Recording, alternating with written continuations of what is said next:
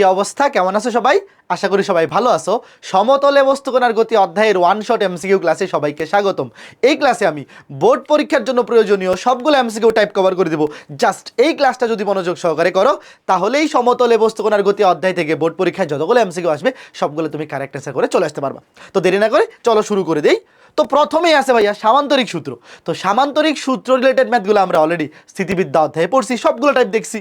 আবার তোমরা ভেক্টরেও পড়ছো ফিজিক্সে, তো এখানে এইগুলো আর দেখাচ্ছি না। আমি তোমাকে একটু সামারি করে দেই যে আমরা স্থিতিবিদ্যা অধ্যায়ে সামান্তরিক সূত্রের উদাহরণগুলো দেখছিলাম দুইটা বলের মাধ্যমে, যে কোনো একটা বিন্দুতে দুইটা বল ক্রিয়াশীল। আর এই অধ্যায়ে মানে সমতলে বস্তুকণার গতি অধ্যায়ে দুইটা ব্যাগ ক্রিয়াশীল থাকবে, মানে জাস্ট বলের জায়গায় ব্যাগ থাকবে, বাকি সব কিছু হুবহু সেম ভাইয়া। সামান্তরিক সূত্র তো আর বলের জন্য একরকম, ব্যাগের জন্য আরেক রকম, এরকম না, সবগুলা ভেক্টরের জন্য সেম সূত্র। তো এখানে আমি একটু সামারি করে দিই। দেখো, ধরো ও বিন্দুতে দুইটা বেগ ইউ এবং ভি পরস্পর আলফা কোণে ক্রিয়াশীল, এবং এই দুইটা বেগের লব্ধি বেগ ডাব্লিউ ইউ এর সাথে থিটা কোণে ক্রিয়াশীল। তো এখান থেকে আমরা বলতে পারি লব্ধি বেগের মান ডাব্লিউ সমান root over of you square plus B square plus 2 you B cos alpha, এবং লব্ধির দিক ইউ এর সাথে থিটা টেন ইনভার্স কি, যার সাথে অ্যাঙ্গেল সে হবে সিঙ্গেল এবং নিচে বসবে, আর বাকি ভি উপরেও থাকবে নিচেও থাকবে, উপরে সাইন আলফা নিচে কজ আলফা।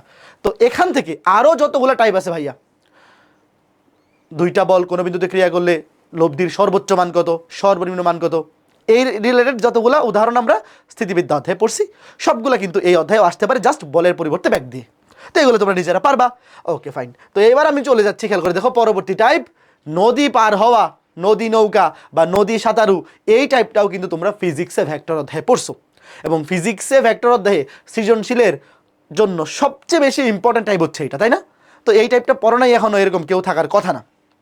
তো আমি এইখানে সূত্রগুলো সবগুলা সূত্র একদম সিরিয়াল ওয়াইজ দেওয়া আছে, বাট এমসিকিউ এর জন্য যেগুলো সবচেয়ে বেশি ইম্পর্টেন্ট সেটা আমি একটু সামারি করে দিচ্ছি। দেখো, ধরো স্রোতের বেগ ইউ, নৌকার বেগ বা সাঁতারুর বেগ ভি। এখানে নৌকা হইতে পারে, সাঁতারু হইতে পারে, যে নদী পার হবে আর কি। তো স্রোতের বেগ ইউ, নৌকা বা সাঁতারুর বেগ ধরো ভি, এবং এই দুইটার মধ্যবর্তী কোণ ধরো আলফা। তো জেনারেল বা সাধারণ ক্ষেত্রে ফর্মুলাগুলো কি দেখো, লব্ধি বেগ ডাব্লিউ সমান root over of you square plus B square plus 2 you B cos alpha. নদী পার হওয়ার জন্য প্রয়োজনীয় সময় টি equal to D by V sine alpha. এখানে ডি হচ্ছে নদীর প্রস্থ। ডি কি জিনিস? ডি হচ্ছে নদীর প্রস্থ, লিখে রাখি। ডি হচ্ছে নদীর প্রস্থ আর টি হচ্ছে নদী পার হওয়ার প্রয়োজনীয় সময়। তারপর এক্স, এক্স হচ্ছে এক্স অক্ষ বরাবর অতিক্রান্ত দূরত্ব বা অনুভূমিক বরাবর সরণ। X equal to you plus B cos alpha into T. এই তিনটা সূত্র হচ্ছে জেনারেল কেসের সূত্র। তো পরীক্ষায় এমসিকিউতে এই জেনারেল কেস আসে না, পরীক্ষায় আসে এই দুইটা স্পেশাল কেস। হয় বলে সর্বনিম্ন সময়ে নদী পার হওয়ার জন্য বিভিন্ন জিনিস বের করো, অথবা সর্বনিম্ন দূরত্বে নদী পার হওয়ার জন্য বিভিন্ন কন্ডিশন বের করো। তো খেয়াল করে দেখো, সর্বনিম্ন দূরত্ব মানে টি মিনিমাম, আর সর্বনিম্ন সময়কে দূরত্বকে আমরা এস মিনিমাম দিয়ে প্রকাশ করি। তো খেয়াল করে দেখো, সর্বনিম্ন সময়ে নদী পার হওয়া, ভাইয়া প্রথম যে কথাটা মনে রাখতে হবে, সর্বনিম্ন সময়ে নদী পার হওয়ার জন্য দেখো, সর্বনিম্ন সময়ে নদী পার হওয়ার জন্য সাঁতার দিতে হবে একদম সোজাসুজি। দেখো এই যে ইউ, ধরো ইউ হচ্ছে স্রোতের বেগ আর ভি হচ্ছে সাঁতারুর বেগ। তো তুমি যদি সর্বনিম্ন সময়ে নদী পার হইতে চাও, তোমাকে সাঁতার দিতে হবে একদম সোজাসুজি, মানে স্রোতের সাথে 90 ডিগ্রি কোণে, স্রোতের সাথে 90 ডিগ্রি কোণে। এমন কথা হচ্ছে ভাই, তুমি সোজাসুজি সাঁতার দিলে কিন্তু সোজাসুজি পার হইতে পারবে না, কারণ কি, স্রোত তোমাকে একটু হলেও এইদিকে ধাক্কা দিবে। তো এই ইউ এবং ভি মানে স্রোতের বেগ এবং নৌকার বেগ বা সাঁতারুর বেগ, দুটা লব্ধি যেই দিকে হবে, ধরো এইদিকে লব্ধি, তুমি নদী পার হবা সেই দিকে। তো ধরো একজন মানুষ সাঁতার দিল পি বিন্দু থেকে, সে সোজাসুজি সাঁতার দিলেও নদী কিন্তু পার হবে কিউ বিন্দুতে গিয়ে, কথা বুঝছো?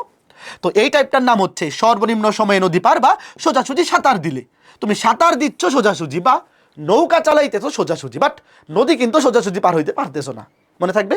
তো খেয়াল করে দেখো, এই কন্ডিশনটাতে এই জিনিসটা মনে রাখবো যে যখন সর্বনিম্ন সময়ে নদী পার হইতে বলবে আলফা 90 ডিগ্রি, এটা মুখস্থ দেখো, এটা মনে থাকবে। একটু একটু দেখো, চোখের মধ্যে স্ক্রিনশট উঠাও, যে সোজাসুজি সাঁতার দিলে তুমি সবচেয়ে কম সময়ে নদী পার হইতে পারবা, বাট সোজাসুজি কিন্তু পার হইতে পারবা না, পার হবে এখানে গিয়ে, বাট এই ক্ষেত্রে সময় লাগবে সর্বনিম্ন, এবং এই আলফাটা হবে 90 ডিগ্রি। দেখো এই আলফাটা 90 ডিগ্রি মুখস্থ। সর্বনিম্ন সময়ে নদী পার হওয়ার ক্ষেত্রে স্রোতের বেগের সাথে কত কোণে সাথে দিতে হবে? 90 ডিগ্রি কোণে। এখন দেখো, আলফা যদি 90 ডিগ্রি হয়, এখানে বসাও কস 90 ডিগ্রির মান কত? 0। তাহলে পুরাটা 0 হয়ে যাবে। তখন লব্ধি বেগের সূত্র হবে শুধু root over of you square plus B square. দেখো এই যে তুমি জেনারেল সূত্রতেও যদি বসাই দাও আলফা 90 ডিগ্রি, আলাদা করে এটা মুখস্থ নাও রাখো, তাও তো হয়, এটা 0 হয়ে যাবে, থাকবে root over of you square plus B square. But এটা মনে রাখা তো খুবই ইজি, মনে রাখলাম আমরা। তারপর নদী পার হওয়ার প্রয়োজনীয় সময় টি equal to D by V sine alpha. এখানে আলফার জায়গায় বসাও 90 ডিগ্রি, সাইন 90 ডিগ্রির মান 1 হবে d by v. T equal to D by v, নদীর প্রস্থকে স্রোতের নৌকার বেগ বা সাঁতারুর বেগ, একই কথা, নৌকার বেগ বা সাঁতারুর বেগ দিয়ে ভাগ। তারপরে এখানে যদি cos 90 ডিগ্রি বসাও, cos 90 ডিগ্রি মান হচ্ছে 0, তাহলে এই পুরাটা বাদ থাকবে শুধু x = ut। তাহলে x অক্ষ বরাবর সরণ কত হবে বা অনুভূমিক বরাবর অতিক্রান্ত দূরত্ব কত হবে, x = ut। শেষ। তো সর্বনিম্ন সময় মনে থাকবে। Okay fine. জাস্ট এখানে তুমি যদি আলফা সমান 90 ডিগ্রি, আলফা সমান 90 ডিগ্রি এটা মনে রাখতে পারো, তাইলেই কিন্তু কাজ শেষ। বাকি সূত্রগুলো কিন্তু এই জেনারেল কন্ডিশন থেকেই আলফা এর মান 90 ডিগ্রি বসাইলেই চলে আসে।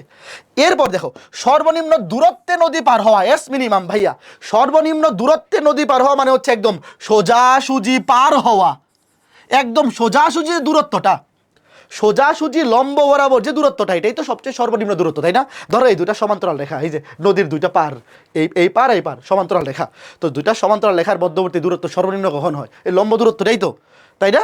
তো এখন খেয়াল করে দেখো, যখন এই দূরত্বটা সর্বনিম্ন তখন তোমার নদী পার হইতে হবে একদম সোজাসুজি। তো সোজাসুজি নদী পার হইতে হলে কিন্তু সোজাসুজি সাঁতার দিলে হবে না, কারণ দেখো সোজাসুজি সাঁতার দিলে তো তুমি সোজাসুজি পার হইতে পারবে না, স্রোত তোমাকে ধাক্কা দিয়ে এখানে নিয়ে চলে আসবে, বাঁকাই ফেলবে। তো এই ক্ষেত্রে সাঁতার দিতে হবে এইভাবে, একটু তির্যকভাবে সাঁতার দিলা, তির্যকভাবে এই বরাবর, স্রোত তোমাকে ধাক্কা দিল, ধাক্কা দেওয়ার পর এই ইউ এবং ভি এই দুইটা লব্ধি যখন একদম ঠিক এই যে দেখো সোজাসুজি হবে, ইউ এবং ভি এর লব্ধি যখন একদম ঠিক লম্ব বরাবর মানে সোজাসুজি হবে, তখন তুমি সোজাসুজি নদী পার হইতে পারবা। তার মানে এখানে খেয়াল করে দেখো, এই যে অ্যাঙ্গেলটা এটা হচ্ছে 90 ডিগ্রি, মানে লব্ধির দিক ইউ এর সাথে 90 ডিগ্রি। তাহলে আলফা, আলফা মানে হচ্ছে ইউ এবং ভি এর মধ্যবর্তী কোণ, এটা অবশ্যই 90 ডিগ্রি চাইতে বড় হবে, এটা তো কমন সেন্স, তাই না? সোজাসুজি নদী পার হওয়ার ক্ষেত্রে লব্ধির দিকই হবে স্রোতের সাথে 90 ডিগ্রি। তাহলে স্রোত এবং সাঁতারু বা স্রোত এবং নৌকার মধ্যবর্তী কোণ আলফা অবশ্যই 90 ডিগ্রি থেকে বড় হবে। Okay fine. তাহলে আমরা বুঝতে পারলাম সর্বনিম্ন দূরত্বে নদী পার অথবা সোজাসুজি নদী পার হওয়া একই কথা, এবং সেই ক্ষেত্রে সাঁতার দিতে হবে 90 ডিগ্রির বেশি কোণে, এবং পার হবে লব্ধি ব্যাগের দিকটা হবে স্রোতের সাথে 90 ডিগ্রি কোণে। এবং এই ক্ষেত্রে এক্স এর মান কত? দেখো এই ক্ষেত্রে এক্স এর মান কিন্তু 0। দেখো এক্স হচ্ছে এক্স অক্ষ বরাবর বা অনুভূমিক বরাবর সরণ। দেখো এখানে কিন্তু অনুভূমিক বরাবর কোনো সরণ হয় নাই, এখানে অনুভূমিক বরাবর সরণ কতটুকু দাঁড়াও এখানে একটু দেখাই দিই। ধরো তুমি সাঁতার দিচ্ছিলে এই বরাবর, তোমার নদী পার হওয়ার কথা ছিল এই বিন্দুতে, কিন্তু তুমি পার হয়েছো এখানে গিয়ে। তো ধরো এই যে এতটুকু হচ্ছে এক্স অক্ষ বরাবর সরণ বা এক্স এর মান, এই যে এতটুকু হচ্ছে এক্স এর মান, এই যে এক্স = ut। বাট যখন তুমি সোজাসুজি পার হবা তখন কিন্তু এক্স অক্ষ বরাবর তোমার কোনো সরণ হয় নাই, তাহলে এই কন্ডিশনে এক্স = 0। দেখো এই যে এক্স = 0, এক্স = 0। Okay fine. এরপরে দেখো তাহলে আলফা, এই যে আলফা, এই আলফার মানটা কেমনে বের করবো? কত ডিগ্রি? দেখো আলফার মান 90 ডিগ্রি থেকে বড়। দেখো লব্ধি কোনো একটা ভেক্টরের উপর লম্ব হইলে, মনে আছে এটা কিন্তু স্থিতিবিদ্যা অধ্যায়ে পড়ছি, মনে আছে? ওখানে ছিল বল দিয়ে উদাহরণগুলা। লব্ধি যে কোনো একটা বলের উপর লম্ব হইলে আলফা সমান cos ইনভার্স মাইনাস ছোট বল ডিভাইড বাই বড় বল, মনে আছে? এই স্থিতিবিদ্যা অধ্যায়ে ক্লাস করে আসছো, যারা স্থিতিবিদ্যা করো নাই তোমাদের হয়তো এটা বুঝতে অসুবিধা হতে পারে, বাট আমি তোমাদেরকে একদম সিম্পলিফাই করে বলে দিচ্ছি। যাদের স্থিতিবিদ্যা পড়া আছে তোমরা তো জানোই আলফা সমান cos ইনভার্স মাইনাস ছোট বাই বড়। দেখো এখানে ছোট হচ্ছে স্রোতের বেগ আর নৌকার বেগ হচ্ছে বড়। ভাই সর্বনিম্ন দূরত্বে নদী পার হওয়া মানে হচ্ছে সোজাসুজি নদী পার হওয়া।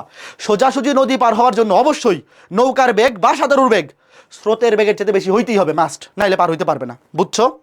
এই কন্ডিশনটাতে স্রোতের বেগের চাইতে নৌকার বেগ বা সাঁতারুর বেগ অবশ্যই বেশি হবে। তাহলে এখানে খেয়াল করে দেখো ইউ এটা হচ্ছে ছোট, ভি হচ্ছে বড়। তুমি জাস্ট এমনি মনে রাখো cos ইনভার্স মাইনাস ছোট বাই বড়।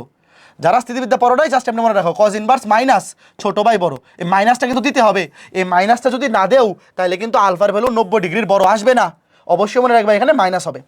এরপরে ডাব্লু সমান √of বড় স্কোয়ার মাইনাস ছোট স্কোয়ার, এটাও স্থিতিবিদ্যা অধ্যায়ে তোমরা পড়ছো। √of বড় স্কোয়ার মাইনাস ছোট স্কোয়ার, যারা স্থিতিবিদ্যা ক্লাসটা দেখো নাই তোমরা এইভাবে লিখে রাখো, আলফা সমান cos ইনভার্স মাইনাস ছোট বাই বড়, ছোট বেগ উপরে ছোট বেগ নিচে বড় বেগ, অথবা এইভাবে লিখতে পারো cos ইনভার্স মাইনাস উপরে স্রোতের বেগ নিচে সাঁতারুর বেগ বা নিচে নৌকার বেগ। আর ডাব্লু সমান লব্ধি বেগ সমান √of বড় স্কোয়ার মাইনাস ছোট স্কোয়ার। এই দেখো বড়কে বড় হচ্ছে সাঁতারুর বেগ বা নৌকার বেগ, তাহলে বড় স্কোয়ার মাইনাস ছোট স্কোয়ার। মনে রাখবা সোজাসুজি নদী পার হওয়ার ক্ষেত্রে মানে সর্বনিম্ন দূরত্বে নদী পার হওয়ার ক্ষেত্রে অবশ্যই স্রোতের বেগ হবে ছোট বেগ, সাঁতারুর বেগ বা নৌকার বেগ হবে বড় বেগ। তাহলে √of বড় স্কোয়ার মানে ছোট স্কোয়ার, তারপর t = d/v sin আলফা। এটা তো সেম সূত্রই, খালি আলফার মানটা বাইর করে এখানে বসাইতে হবে, আর এক্স তো এখানে 0। শেষ।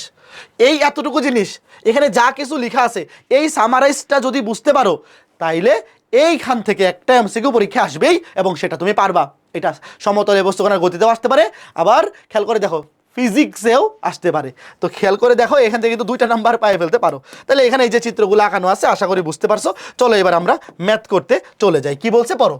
একজন সাঁতারু স্রোতের বেগের দ্বিগুণ বেগে, খেয়াল করে দেখো স্রোতের বেগের দ্বিগুণ বেগে, তাহলে স্রোতের বেগ যদি ইউ হয় তাহলে সাঁতারুর বেগ 2u।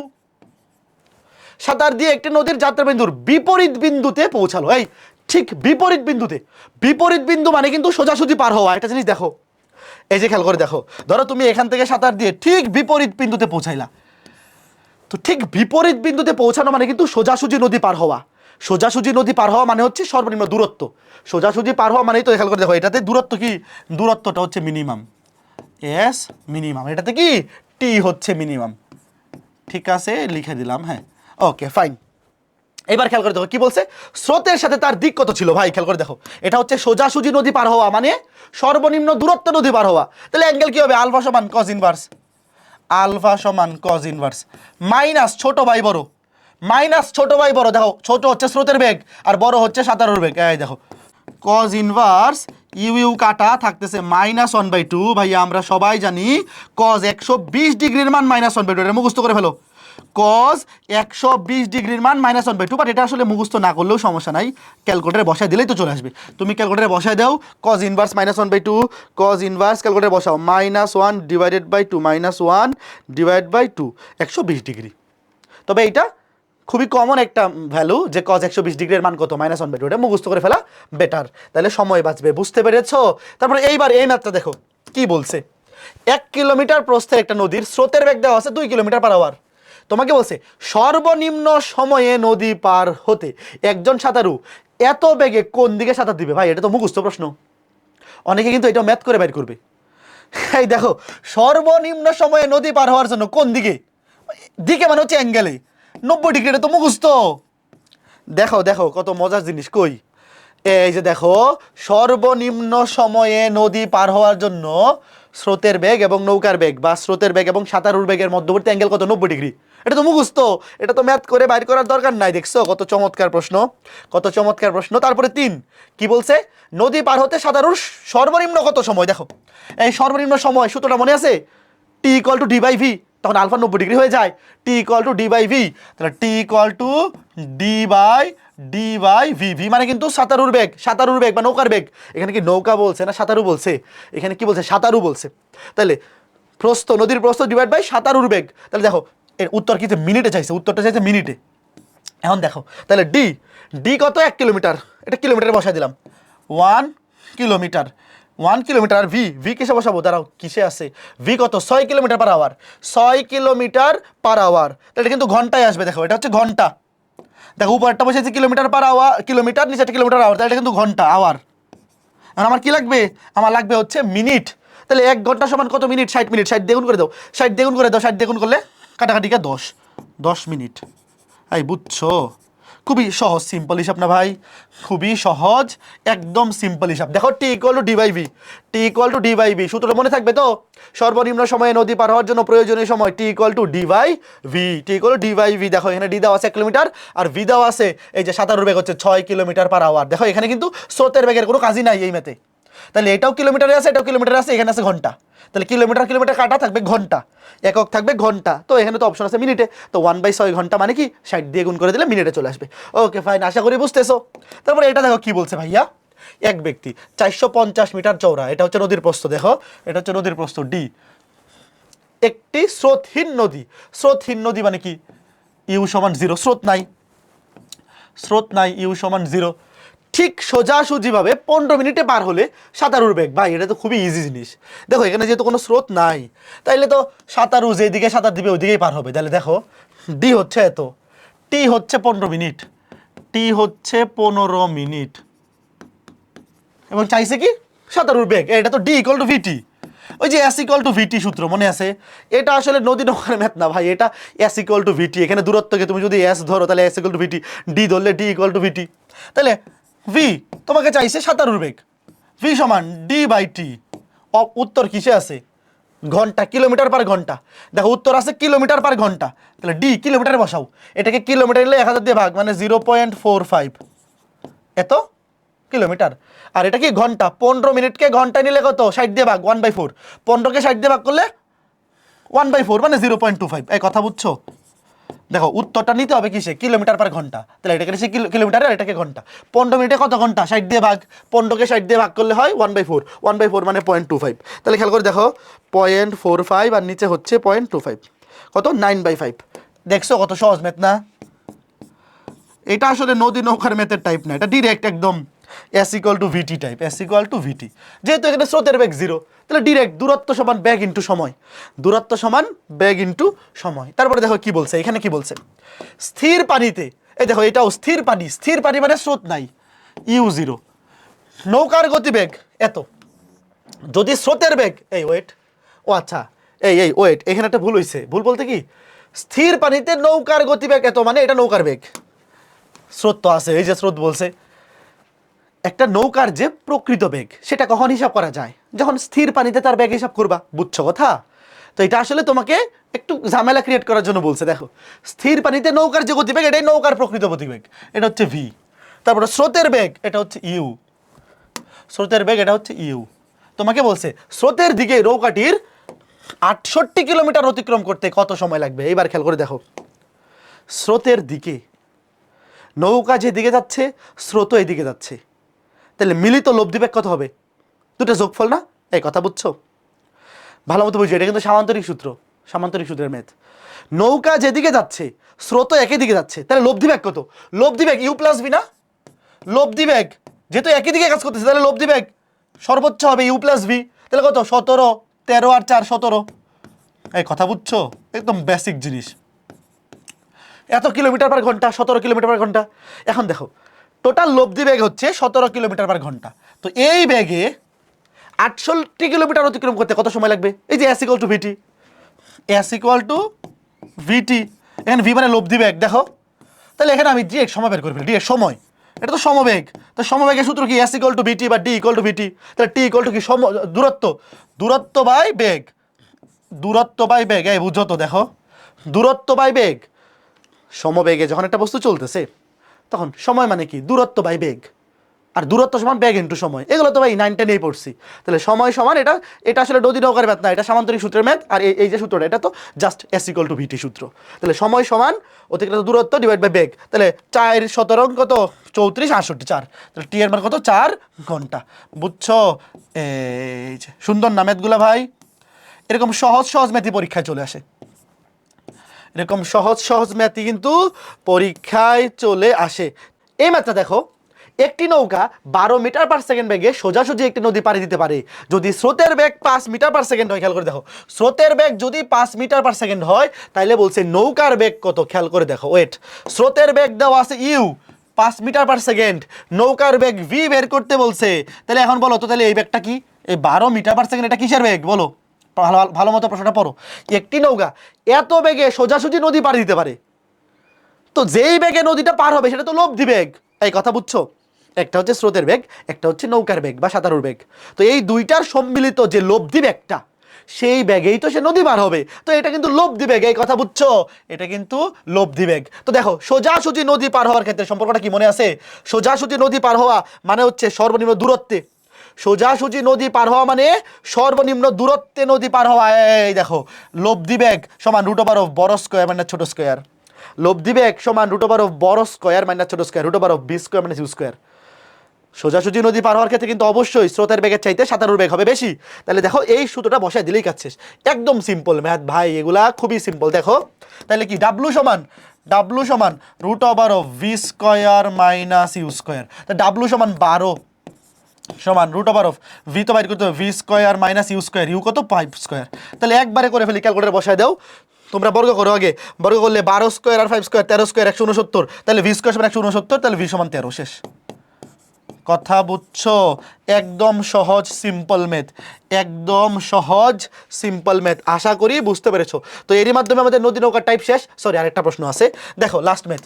নদী নৌকা থেকে কিন্তু একটা এমসিকিউ আসবে, ম্যাথেও আসবে, ফিজিক্সেও আসবে। দেখো 1.5 কিলোমিটার প্রশস্ত নদীতে স্রোত হচ্ছে এত, একজন সাঁতারু কত ডিগ্রি কোণে এত বেগে সাঁতার দিলে ন্যূনতম সময়? এই দেখো এটা আবার জ্ঞানমূলক, এই এটা তো একটা ম্যাথ করলাম, এরকম সেম একটা ম্যাথ তো করলাম। দেখো ন্যূনতম সময়ে কত ডিগ্রি কোণে? 90 ডিগ্রি। এটা মুখস্থ, এটা ম্যাথ করা লাগবে না।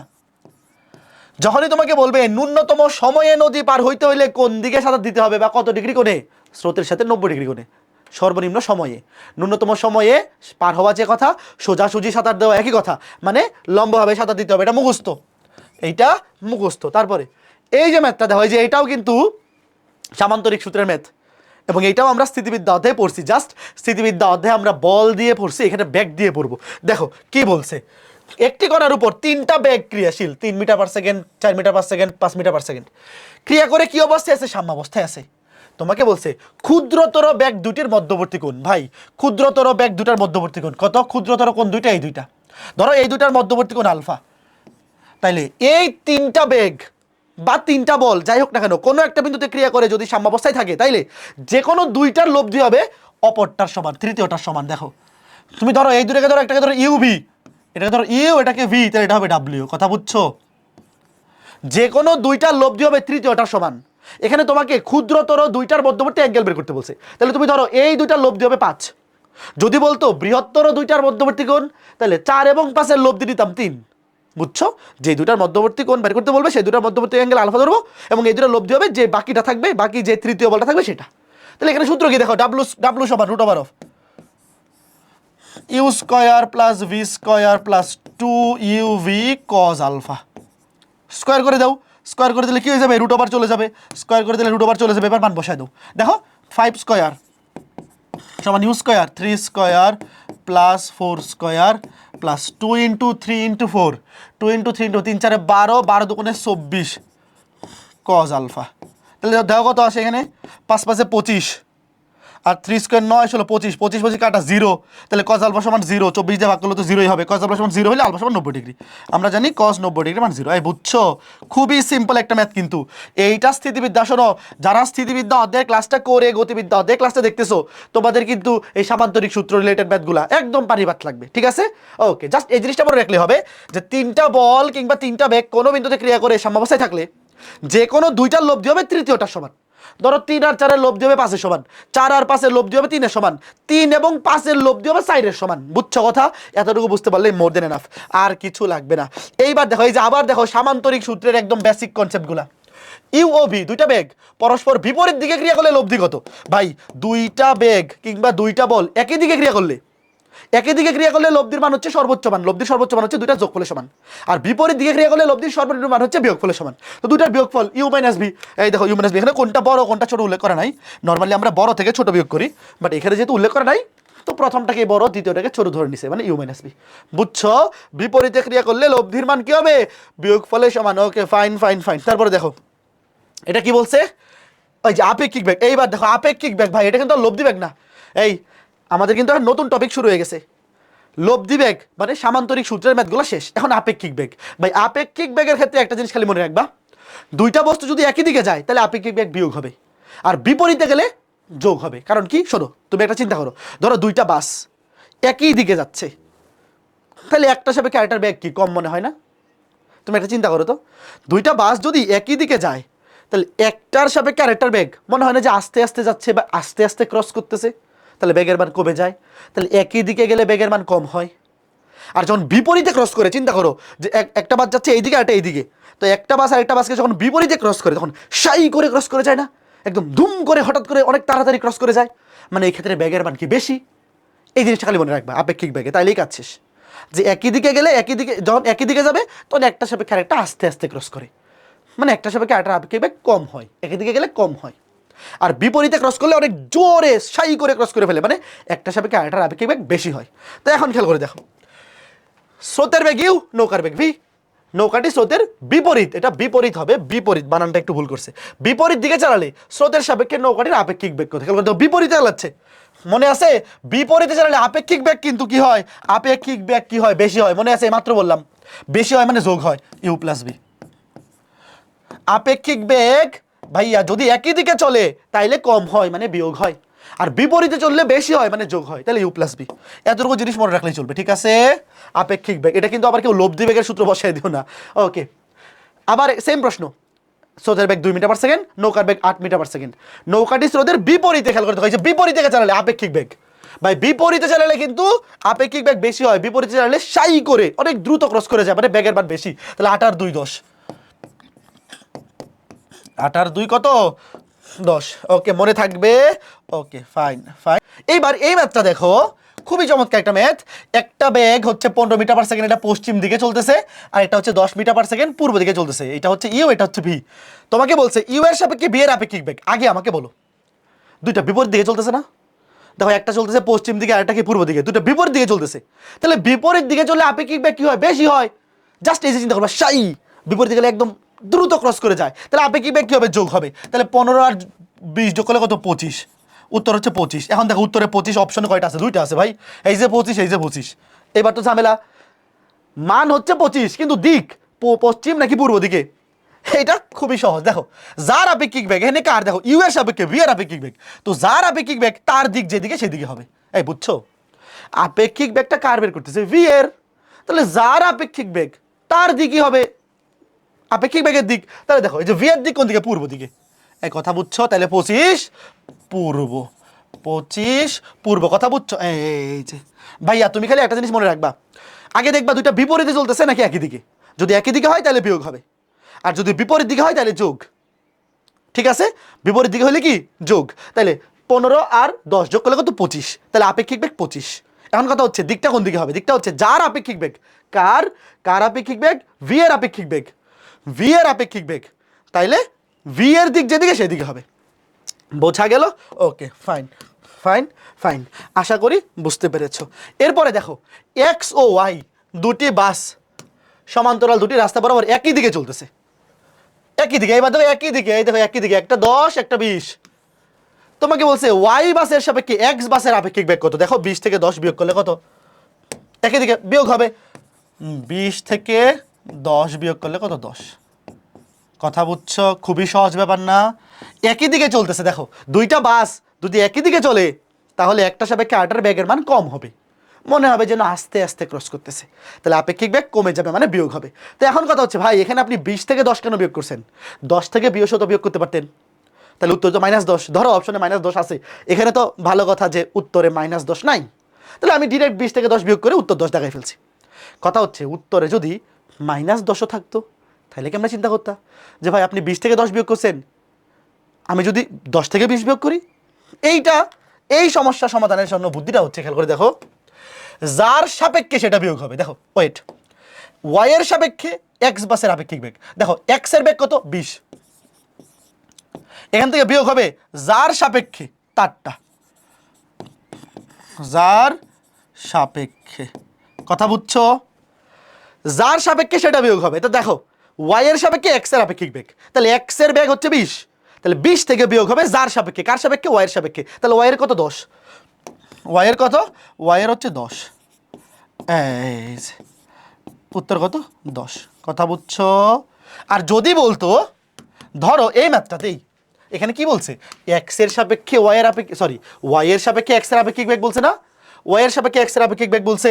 যদি এই ম্যাথটাতেই উল্টা প্রশ্ন বলতো যে এক্স এর সাপেক্ষে ওয়াই এর আপেক্ষিক বেগ, ধরো এক্স এর সাপেক্ষে ওয়াই এর আপেক্ষিক বেগ, তাইলে উত্তর কত হইতো? দেখো এক্স এর সাপেক্ষে ওয়াই এর আপেক্ষিক বেগ যদি বের করতে বলতো তাহলে যার সাপেক্ষে সেটা হয়তো বিয়োগ। দেখো এইবার আপেক্ষিক বের বের করবো কার? ওয়াই এর। তাহলে ওয়াই এর বেগ কত? 10 মাইনাস কার সাপেক্ষে?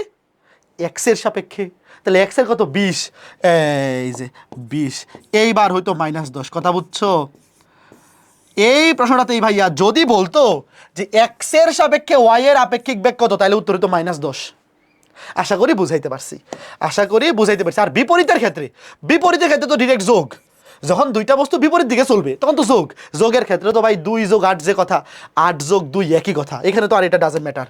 বাট যখন একই দিকে চলবে এই কথাটা মনে রাখবা, একই দিকে চললে বিয়োগ করতে হবে কোনটা? যার সাপেক্ষে, যার সাপেক্ষে সেটা বিয়োগ, যার সাপেক্ষে সেটা বিয়োগ। Okay fine. এইবার দেখো নিউটনের গতিসূত্র, ভাই এই সূত্রগুলো জানো না এমন কোনো মানুষ এখনো ভাই চাষো ইন্টারমিডিয়েটে পড়ো, এইচএসসি পরীক্ষা দিয়ে দিবা এরকম কেউ আসো নাই? সমতরণে চলমান বস্তুর ক্ষেত্রে গতির সমীকরণ v = u + at, s = ut + r square, v square = u square + 2as, s = u + v/2 * t। এটা গড়বেগের সূত্র। এখানে v হচ্ছে শেষ বেগ, u হচ্ছে আদি বেগ, a হচ্ছে ত্বরণ, t হচ্ছে সময়। আর এই সূত্রটা হচ্ছে s = u + v/2 * t, u আদি বেগ, v শেষ বেগ। এই u + v/2 এটাকে বলে গড়বেগ, v বার, এটাকে v বার দিয়েও লিখে।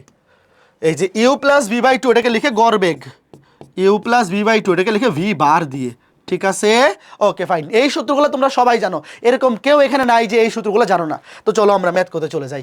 এই যে এই ম্যাথগুলো কিন্তু ভাই আমি করে দিব না, আমি খালি একটা ম্যাথ বা দুইটা ম্যাথ করে দিব, বাকি সবগুলো হাউস ওয়াইফ। দেখো স্থিরাবস্থা থেকে আমরা আদি বেগ শূন্য, এত ত্বরণে এ এর মান হচ্ছে 3, যাত্রা শুরু করলে 10 সেকেন্ড পর কত দূরত্ব অতিক্রম করবে দেখো, 10 সেকেন্ড পর। s equal to u t plus half it square, s equal to u t plus half it square, s equal to u t plus half it square. দেখো এ দেওয়া টি দেওয়া আর ইউ তো 0, তো এটা হয়ে যাবে 0, 0 প্লাস হাফ ইন্টু এ টি স্কোয়ার। এর মান হচ্ছে 3 আর টি স্কোয়ারের মান হচ্ছে 10, মানে 10 স্কোয়ার। তাহলে কত দেখো, 300-কে 2 দিয়ে ভাগ করলে 150 মিটার। এই বুঝছো, এরকম মেথ আর করে দেওয়ার দরকার আছে? এই s equal to u t plus half it square, v equal to you plus a t, তারপর ভি স্কোয়ার সমান ইউ স্কোয়ার প্লাস 2as, অথবা s equal to you plus v by 2 into t, এগুলো সবাই নিজেরা করবে। আচ্ছা আরেকটা করে দিই, দেখো কি বলছে। একটা চলন্ত ট্রেনকে ব্রেক করে 10 সেকেন্ডে থামিয়ে দেওয়া হলো। কত সেকেন্ডে? 10 সেকেন্ডে। তাহলে টি এর মান 10, থামিয়ে দেওয়া হলো মানে কি, শেষ বেগ 0। দেখো দেখো একটা চলন্ত ট্রেন মানে আদি বেগ আছে, আদি বেগ আছে, থামিয়ে দেওয়া হয়েছে মানে শেষ বেগ 0, থামিয়ে দেওয়া হয়েছে মানে শেষ বেগ 0। মন্দন দেখো, এবার মন্দন দেওয়া তোমাকে বলছে গতিবেগ, এই যে ইউ এর মান কত দেখো, গতিবেগ কত ছিল দেখো, এই যে একটা চলন্ত ট্রেন, সে তো একটা ব্যাগে চলতেছিল, তার গতিবেগ কত ছিল। তাহলে এখানে যেহেতু মন্দন, সূত্র কি, v equal to u minus a t হয়ে যাবে। নর্মালি সূত্র কি, v equal to you plus a t, but যেহেতু এখানে মন্দন বলছে তাহলে এটা হয়ে যাবে v equal to u minus a t. মন্দন মানে নেগেটিভ ত্বরণ, এ এর সামনে চিহ্ন মাইনাস হয়ে যাবে। তাহলে দেখো ভি হচ্ছে 0, ইউ বাইর করবো মাইনাস এ হচ্ছে 70 ইন্টু টি হচ্ছে 10, তাহলে 700 ওই পাশে চলে যাবে, ইউ সমান 700। এই বুঝছো, একদম সিম্পল না ভাই, এরকম আরো ম্যাথ করে দিতে হবে ভাই। যদি প্রশ্নে ত্বরণ না বলে মন্দন বলে, দেখো এই যে সূত্রগুলা, v equal to you plus a t, s equal to u t plus half it square, v square সমান ইউ স্কোয়ার প্লাস 2as। মন্দন বললে সবগুলো প্লাসের জায়গায় মাইনাস বসাই দিবা, কারণ মন্দন মানে নেগেটিভ ত্বরণ, তো এর মান নেগেটিভ হবে। ঠিক আছে, তাহলে বাকিগুলো আর করে দিলাম না, এগুলো সবাই হাউস ওয়াইফ করবা। হ্যাঁ, জাস্ট এই সূত্রগুলা, v equal to you plus a t, s equal to you plus half it square, v square সমান ইউ স্কোয়ার প্লাস 2as, বা s equal to you plus v by 2 into t, এগুলো সব house wife. এগুলা সবাই নিজেরা করবে, আমি উত্তর দেখাই দিব লেকচার স্লাইডে, ক্লাসের লেকচার স্লাইডে আমি এগুলা উত্তর দেখাই দিব। ঠিক আছে, এগুলো সব হাউস ওয়াইফ। ওকে ফাইন, এগুলা করে দেওয়ার কোনো দরকার নেই। দেখো এখানে চাইছে কি পরিমাণ বল, মানে F equal to M A, বল মানে কি F equal to M A. দেখো এম দেওয়া আছে, এম দেওয়া আছে 33 কেজি, দরকার এ, তুমি খালি এ বাইর করবা। এ সূত্র কি, v minus u by t, v minus u by t. দেখো এই দেখো সময় দেওয়া আছে, তার বেগ এত হয় স্থির অবস্থা থেকে, তাহলে ইউ দেখো 0, ইউ 0, এটা হচ্ছে ভি, এটা হচ্ছে ভি, বসাই দিলে এ চলে আসবে, তারপর এর মান এখানে বসাই দিলে F equal to M A, বলের মান চলে আসবে। ঠিক আছে, ওকে ফাইন ফাইন ফাইন। তারপরে এই যে বাঘ হরিণকে ধরতে পারবে কিনা, এইগুলো তো ভাই তোমরা 9-10 থেকে পড়তেছো, 9-10 থেকে পড়তেছো, আমি তোমাকে তাও একটু এক্সপ্লেন করে দিই। এটা কিন্তু রিটার্নের জন্য ইম্পর্টেন্ট, এটা কিন্তু রিটার্নের জন্য ইম্পর্টেন্ট। দেখো একটি বাঘ একটা হরিণের 4 মিটার পিছন থেকে ধরার জন্য স্থির অবস্থান থেকে, ধরো এখানে একটা হরিণ আছে, এখানে আছে একটা বাঘ, ধরো এ, এটা বি, এখানে হরিণ এখানে বাঘ, এই দূরত্ব হচ্ছে 4 মিটার। একটা বাঘ 4 মিটার দূরে আছে এখান থেকে, স্থির অবস্থা থেকে, দেখো বাঘ স্থির অবস্থা, স্থির অবস্থা মানে আদি বেগ 0, 2 মিটার পার সেকেন্ড স্কোয়ার সমতরণ, এ সমান 2, দৌড় শুরু করলো হরিণটি। এই যে হরিণটি এখান থেকে 3 মিটার পার সেকেন্ড সমবেগে, হরিণটা দেখো 3 মিটার পার সেকেন্ড সমবেগে, 3 মিটার পার সেকেন্ড সমবেগে দৌড় শুরু করলো। কখন বাঘটি হরিণটিকে ধরতে পারবে, ধরলাম হরিণটাকে, বাঘটা সি বিন্দুতে ধরতে পারবে। দেখো হরিণটা সমবেগে দৌড়াইতেছে আর বাঘটা স্থির অবস্থা থেকে, এ হচ্ছে 2 মিটার পার সেকেন্ড, এগারোটা লিখে রাখি, এত সমতরণে, হরিণটা সমবেগে আর বাঘটা স্থির অবস্থা থেকে সমতরণে দৌড় শুরু করছে। তাহলে আমরা ধরলাম যে সি বিন্দু থেকে ধরতে পারবে কত সময় পর, টি সময় পর। তাইলে এই টি সময়ে, খেয়াল করে দেখো, টি সময়ে হরিণ যাবে এখান থেকে এতটুকু, রাইট, আর বাঘ যাবে কতটুকু, বাঘ যাবে একদম এইখান থেকে এতটুকু, তাই তো। তারপরে একদম সহজ করে বুঝে দেখো, এতে লেখা যায় এসি সমান টোটাল এসি সমান এ বি প্লাস বিসি। তো দেখো এসি মানে কি, এসি মানে হচ্ছে ধরলাম টি সময়ে বাঘটা হরিণটাকে ধরবে, তাহলে টি সময়ে বাঘ যাবে এ থেকে সি, হরিণ যাবে বি থেকে সি, তাহলে টি সময়ে বাঘ কতটুকু দূরত্ব অতিক্রম করবে, এসি সমান কি, ইউটি প্লাস হাফ ইট স্কোয়ার, ইউ তো 0 লেখার দরকার নেই, হাফ ইন্টু এটি স্কোয়ার, এই কথা বুঝছো, ইউটি প্লাস হাফ ইট স্কোয়ার, তাহলে ইউ 0 লিখলাম না, ইউটি লিখলাম না। আর এ বি এর মান কত, 4, প্লাস বিসি মানে কি, বিসি মানে হচ্ছে এটি সময়ে হরিণটা কতটুকু দূরত্ব অতিক্রম করছে সেইটা। তাহলে হরিণ তো সমবেগে দৌড়াইতেছে, দেখো হরিণটা কি সমবেগে, তো সমবেগের সূত্র কি, এস ইকুয়াল টু ভিটি, সমবেগের সূত্র এস ইকুয়াল টু ভিটি, তাহলে ভি মানে 3 ইন্টু টি, টি স্কোয়ার আর -3 এই পাশে এসে হয়ে যাবে -4 = 0। তাইলে ভাইয়া এই সমীকরণটা সমাধান করলে টি এর মান পেয়ে যাবো। এখান থেকে এই সমীকরণটা তুমি সমাধান করবা, সমাধান করে দেখো টি এর মান কত আসে। ক্যালকুলেটর কই? এই সমীকরণটা তুমি ক্যালকুলেটরের মাধ্যমে সমাধান করে দেখো। টি স্কোয়ারের সহগ হচ্ছে 1, টি এর সহগ -3, ধ্রুবক হচ্ছে -4। সলভ করলে একটা হচ্ছে 4, একটা হচ্ছে -1 ভাইয়া। তাহলে নেগেটিভ তো হইতে পারে না, আমি লিখে রাখি আপাতত। বাট টি এর মান নেগেটিভ হইতে পারে না, এটা আমরা সবাই জানি। টি এর মান নেগেটিভ হইতে পারে না, আমরা নিব শুধু টি এর মান +4। শেষ, এই যে +4। বুঝছো ভাইয়া? এই ম্যাথটা কিন্তু রিটেন এমসিকিউ দুই জায়গার জন্য ইম্পর্টেন্ট। এই টাইপের প্রশ্ন তোমরা 9 10-এ পড়ছো, বাট ইন্টারমিডিয়েটেও কিন্তু রিটেন এই টাইপের প্রশ্ন আসতে পারে। তো এই টাইপটা রিটেনের জন্য ইম্পর্টেন্ট, আমি এটা স্টার্ট দিয়ে রাখি। এইটা এমসিকিউ বলো রিটেন বলো, দুই জায়গার জন্যই সমানভাবে ইম্পর্টেন্ট। ওকে ফাইন, তাহলে চলো পরবর্তী ম্যাথটা দেখি কি বলছে। দেখো, সরল লেখাই গতিশীল একটি কণা এত সমতরণে এর মান দেওয়া আছে, এত সেকেন্ড টি এর মান দেওয়া, গড় বেগ দেওয়া আছে। এই যে গড় বেগ মানে কিন্তু ভি বার, মানে ওই যে u + v/2। তোমাকে বলছে আদি বেগ কত, এই সূত্র মনে আছে? s = v bar × t, মনে আছে? গড় বেগ ওই যে u + v/2 × t, তো u + v/2 এটা মানেই তো গড় বেগ। তাহলে s এর মানটাকে বাইর করে দেখো। গড় বেগ দেওয়া আছে 60 × t হচ্ছে 30, তাহলে কত? 3 6 18, 1800। এখন দেখো s পেয়ে গেছি, u দরকার, t দেওয়া আছে, তাহলে s = ut + ½ এই বুঝছো?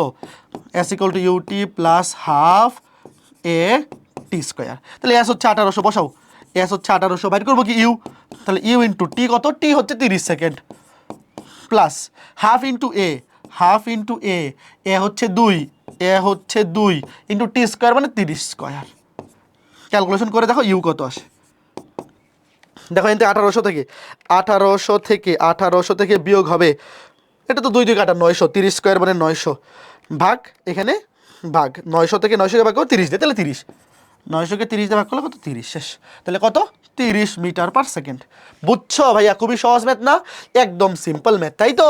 Okay fine. এবার দেখো প্রশ্নে বলছে একজন সাইকেল চালক সোজা পথে 3 ঘন্টায় 30 কিলোমিটার গেছে, তারপর প্রথম রাস্তার সাথে লম্বভাবে অপর আরেকটা পথে 8 কিলোমিটার/আওয়ার বেগে 5 ঘন্টা গেছে। তোমাকে বলছে গড় বেগ কত। দেখো এই ম্যাথটা কিন্তু খুবই চমৎকার একটা ম্যাথ। দেখো একজন সাইকেল চালক ধরো এই দিকে যাচ্ছে, এইদিকে এসে গেছে ধরো এ থেকে বিতে গেছে 3 ঘন্টায় 30 কিলোমিটার। 3 ঘন্টায় 30 কিলোমিটার, তো টোটাল কত গেছে? 30 কিলোমিটার। এ থেকে বি ধরো 30 কিলোমিটার। তারপরে কি করছে? আগের রাস্তার সাথে লম্ব হবে, ধরো এই যে লম্ব হবে, আগের রাস্তার সাথে কত? লম্ব ভাবে 8 কিলোমিটার/ঘন্টায় 5 ঘন্টা, মানে কি? টোটাল দূরত্ব হিসাব করো। 5 ঘন্টা গেছে 8, তাহলে 5 8 40 কিলোমিটার। এটা হচ্ছে 30 কিলোমিটার, এ বি হচ্ছে 30 কিলোমিটার, বিসি ধরো 40 কিলোমিটার। টোটাল যাইতে কত সময় লাগছে? 5 আর 3 8 ঘন্টা। টোটাল সময় কত? 8 ঘন্টা। দেখো 5 আর 3 8 ঘন্টা। এই কথা বুঝতেছো? একটু দেখো ভাইয়া, একজন সাইকেল চালক প্রথমে ধরো এ থেকে বিতে গেছে 3 ঘন্টায় 30 কিলোমিটার, তারপরে লম্বভাবে গেছে 5 ঘন্টা 8 কিলোমিটার/আওয়ার বেগে, তাহলে 1 ঘন্টায় যায় 8, 5 ঘন্টায় যায় 5 8 40। দেখো এই এ বি অংশে এই টোটাল দূরত্ব কিন্তু দেওয়া আছে, কিন্তু বিসি অংশে টোটাল দূরত্ব কিন্তু দেওয়া নাই। তোমার এই যে ব্যাগকে সময় দিয়ে গুণ করে 5 8 40 বের করতে হবে। তো দেখো টোটাল তুমি ছিলা কোথায়? ছিলা এতে, গেছো কোথায়? সিতে। টোটাল গেছো কত বলো? এইটা 30, এটা 40, তাহলে কত? √/, পিথাগোরাস বসাও। 30² + 40² মানে কত? 50। তাহলে তুমি গেছো টোটাল কত আসলে গড় বেগের ক্ষেত্রে? খেয়াল করে দেখো, বেগ তো একটা ভেক্টর রাশি, তাইলে টোটাল সরণ হইছে ইনিশিয়াল পয়েন্ট আর ফাইনাল পয়েন্ট, এই দুইটার যে ডিস্টেন্স কত? 50। তো এই যে দেখো টোটাল দূরত্ব বা সরণ, এখানে তো দূরত্ব না, আসলে সরণ নিতে হবে, কারণ বেগ হচ্ছে ভেক্টর রাশি আর দ্রুতি হচ্ছে কি রাশি? স্কেলার রাশি। তো এখানে বেগ যেহেতু চাইছে, তাহলে অবশ্যই ভেক্টর নিতে হবে। তাহলে দেখো যে একদম ইনিশিয়াল পয়েন্ট আর ফাইনাল পয়েন্ট, মানে ইনিশিয়াল পয়েন্ট এবং ফাইনাল পয়েন্ট যে ডিরেক্ট ডিস্টেন্স, এটাই তো তার কি? এটা হচ্ছে সরণের মান। তাহলে সরণ হচ্ছে 50 এবং সময় হচ্ছে কত? 8। তাহলে কত গড় বেগ? দেখো গড় বেগ কত? গড় বেগ হচ্ছে টোটাল সরণকে সময় দিয়ে ভাগ, সরণ হচ্ছে 50 আর সময় লাগছে 8, তাহলে 50/8। দেখো 50/8 কত? 25/4 মানে 6.25। 6.25 মানে 6 সমস্ত 4 ভাগের 1। অপশনগুলো এইভাবে আছে, তাই না?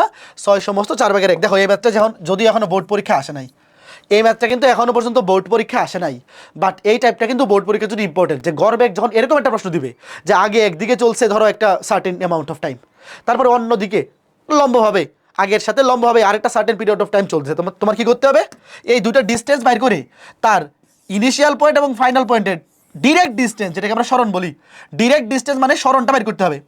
সরণকে যদি তুমি মোট সময় দেখো, এটা হচ্ছে সরণ, সরণকে মোট সময় দিয়ে ভাগ করলে কি পাওয়া যায়, গড় বেগ পাওয়া যায়। ঠিক আছে, ওকে ফাইন, আশা করি বুঝতে পেরেছো। তারপরে পরবর্তী ম্যাথে দেখো তোমাকে এস মানে সরণের একটা সমীকরণ দেওয়া আছে, বলছে 2 সেকেন্ড পরে ত্বরণ কত। এই দেখো ভাই, এটা তো ফিজিক্সে পড়ছো, তোমরা পড়ছো না? বেগ মানে কি, সরণকে সময়ের সাপেক্ষে একবার অন্তরীকরণ করলে বেগ পাওয়া যায়। তারপরে আবার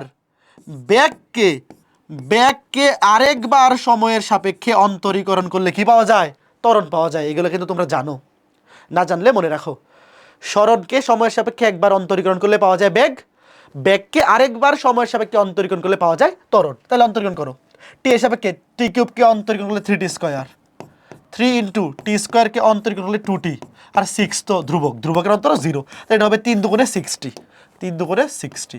এবার আরেকবার যদি অন্তরীকরণ করি, 3 ইন্টু টি স্কোয়ারকে করলে 2t, তাহলে 3 দুগুণে 60 প্লাস 60, টি এর সাপেক্ষে টিকে অন্তরীকরণ করলে 1 আর 6 ধ্রুবক সামনে থাকবে। এই যে এটা হচ্ছে ত্বরণের রাশিমালা।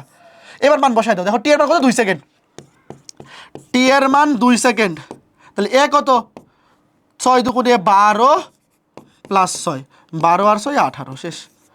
এই যে এটা হচ্ছে ত্বরণের রাশিমালা। তো টি এর মান দেওয়া আছে 2 সেকেন্ড, তুমি এখানে 2 সেকেন্ড বসাই দাও, 6 দুগুণে 12 আর 6 18, 18 metre per second square, 18 metre per second square. এই ম্যাথটা দেখো ভাইয়া, এই ম্যাথটা কিন্তু একটা রিটেন টাইপের ম্যাথ, যেটা ইঞ্জিনিয়ারিং ভর্তি পরীক্ষাতেও একবার আসছিল। এবং এটা কিন্তু দেখো যে এজ অলওয়েজ যশোর বোর্ড, এই যশোর বোর্ড কিন্তু এই আকামগুলা করে, বড় বড় ম্যাথগুলোকে এমসিকিউতে দিয়ে দেয়। যেটা ইঞ্জিনিয়ারিং ভর্তি পরীক্ষা আসে, ইঞ্জিনিয়ারিং ভর্তি পরীক্ষায় তো সময় বেশি থাকে, বাট বোর্ড পরীক্ষাও কিন্তু এই যশোর বোর্ড এই কাজগুলো করে। তো যারা যশোর বোর্ডে আসো একটু মনোযোগ দেও, এই টাইপের ম্যাথগুলো কিন্তু তোমাদের বোর্ডের জন্য বেশি ইম্পর্টেন্ট। দেখো কি বলছে, এটা আমি শর্টকাট দেখাই দিব। দুটি ট্রেন একই রেলপথে বিপরীত দিক থেকে আসতেছে, দুইটার গতিবেগও সেম, 60 মিটার পার সেকেন্ড গতিবেগ, পরস্পরের দিকে অগ্রসর হচ্ছে। 1200 মিটার দূরত্বে এরা একজন আরেকজনকে দেখতে পাইছে। মন্দনের সর্বোচ্চ মান নির্ণয় করো যাতে সংঘর্ষ এড়ানো যায়। মন্দন মানে কি, নেগেটিভ ত্বরণ, এর মান চাইছে। খেয়াল করে দেখো ভাইয়া, একটু ভালো মতো শোনো। দুইটা রেলগাড়ি একই রেলপথে বিপরীত দিক থেকে আসতেছে, তো এরা যদি আসতেই থাকে তাহলে তো একটাকে ধাক্কা মারবে, অ্যাক্সিডেন্ট হয়ে যাবে। তো যখন এদের দূরত্ব 1200 মিটার, তখন একজন ট্রেনের চালক আরেকজন ট্রেনের চালককে দেখতে পাইছে, মানে উভয়ই ধরো একজন আরেকজনকে দেখতে পাইছে। তো দুর্ঘটনা এড়ানোর জন্য এরা কি করবে, ব্রেক প্রয়োগ করবে। ব্রেক প্রয়োগ করবে মানে কি, নেগেটিভ ত্বরণ হবে, মানে মন্দন হবে। সেই মন্দনের মানটাই তোমাকে বের করতে বলছে। তো এখানে সূত্র আসলে মন্দনের সূত্র দিয়ে করা লাগবে, ভি স্কোয়ার সমান ইউ স্কোয়ার মাইনাস 2as। শেষে যখন থেমে যাবে তখন আদিবেগ, ধরো আদিবেগেও শেষ বেগ শূন্য হবে, শেষ বেগ শূন্য হবে থেমে গেলে। তবে আমাদের ওই প্রসেসে যাওয়ার দরকার নাই, তুমি খালি মনে রাখো, খেয়াল করে দেখো এই কন্ডিশনটাতে এস ইকুয়াল টু এস মানে টোটাল দূরত্বটা, যত দূরত্বে একজন একজনকে দেখতে পাইছে টোটাল দূরত্বটা, u1 square by 2a plus u2 square by 2a। এখানে শেষ বেগ 0, শেষ বেগ দুটারে 0 হবে। এই সূত্রগুলো করতে গেছে জানো, ওই যে ভি স্কোয়ার সমান u square minus 2as, v square সমান ইউ স্কোয়ার মাইনাস 2as।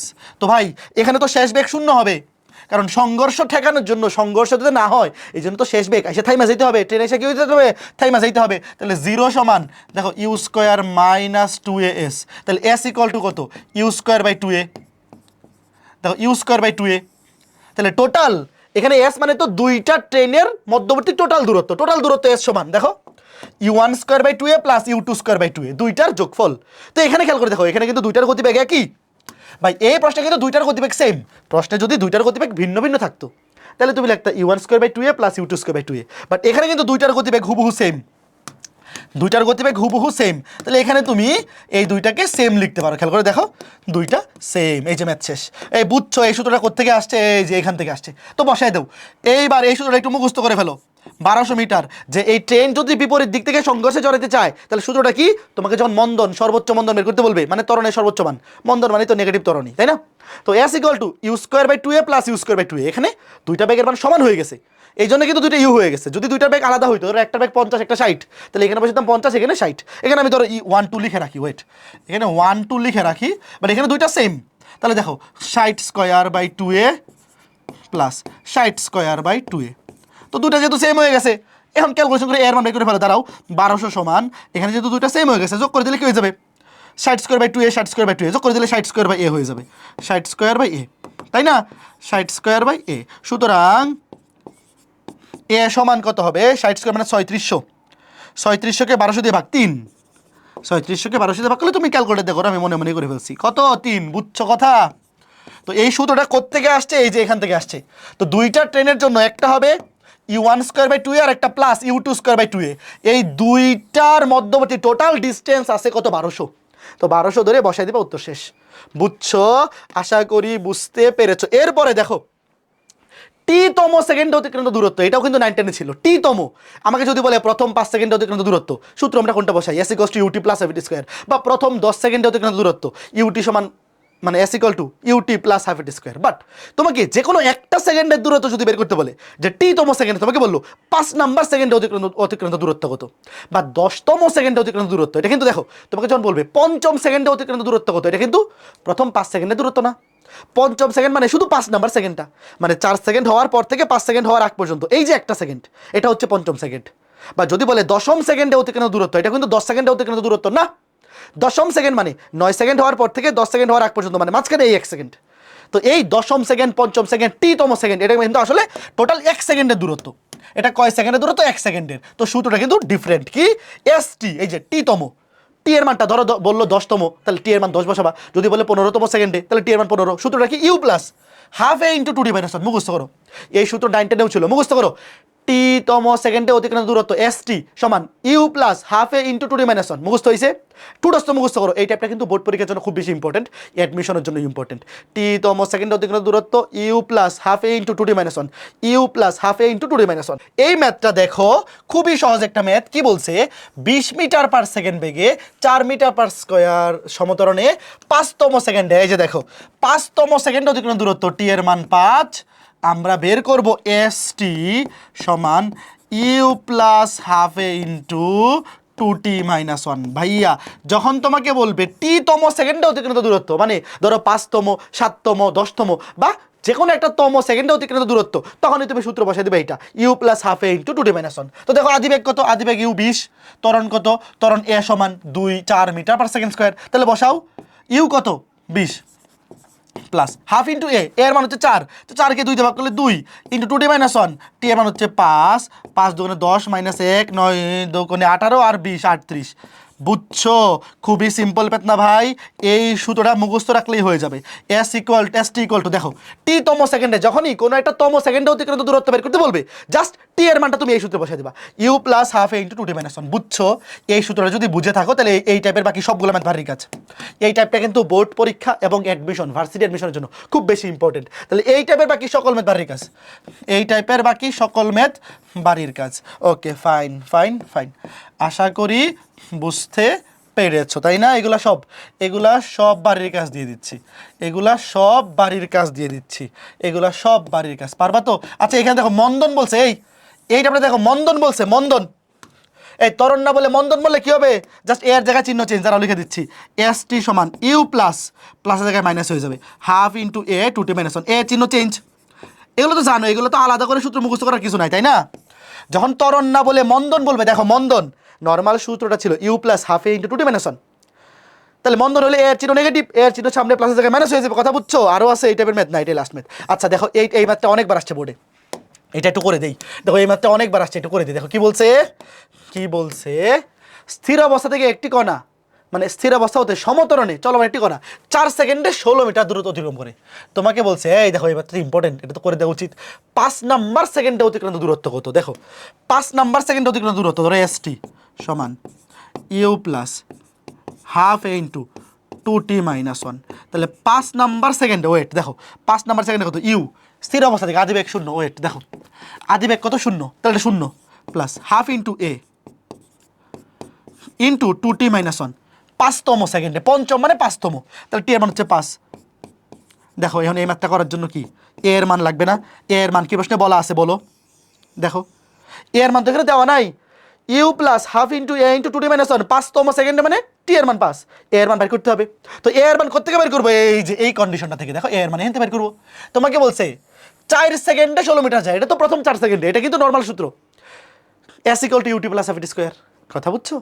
প্রথম 4 সেকেন্ডে 16 মিটার গেছে, তাহলে এখানে সূত্র কি দেখো s = এটা তো এই নর্মাল সূত্র, কারণ এখানে তো বলে নাই যে 4তম সেকেন্ডে, 4 সেকেন্ডে গেছে ut + ½ a², ut + ½ a²। দেখো তাহলে s কত? 16 মিটার, u তো 0, স্থির অবস্থা থেকে তাহলে 0 প্লাস হাফ ইন্টু এ ইন্টু টি স্কোয়ার কয় সেকেন্ডে 4 সেকেন্ডে টি স্কোয়ার মানে 4 স্কোয়ার। তাহলে দেখো 16কে 16 দিয়ে ভাগ করলে 1, তারপর 2 গুণ হয়ে যাবে, তাহলে এ সমান 2। এই বুঝছো? শেষ। 2 মিটার পার সেকেন্ড স্কোয়ার। তাহলে বসাই দেবো এর মান 2, তাহলে 2 বসাইলে 2কে 2 তে বলে 1, তাহলে 5 2 10 - 1 9 মিটার। সুন্দর না ভাই ম্যাথটা? দেখছো এই ম্যাথটা কিন্তু খুবই চমৎকার। আগে এখান থেকে মানে এটা দুইটা টাইপেরই মিক্সড। 4 সেকেন্ডে 16 মিটার, এখানে সূত্র বসবে s = ut + av স্কয়ার, এখান থেকে ত্বরণ পাবো, আদিবেগ তো শূন্য।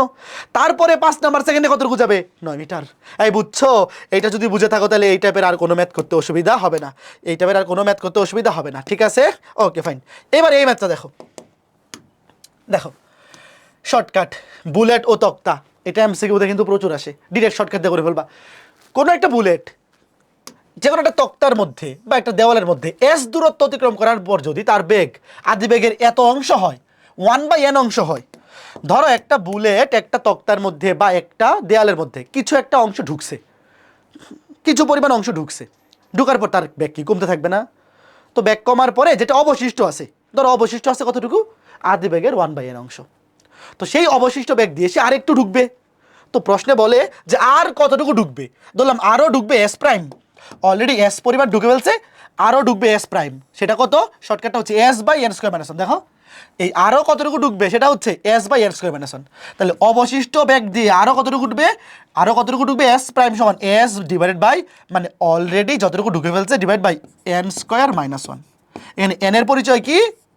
যে বেগ যতটুকু অবশিষ্ট আছে, যতটুকু বেগ অবশিষ্ট আছে সেইটা আদিবেগের যত অংশ 1/n অংশ, এই যে 1/n, যদি হয় 1/2 অংশ তাহলে n এর মান 2, যদি হয় 1/3 অংশ বাকি আছে তাহলে n এর মান 3। বুঝছো?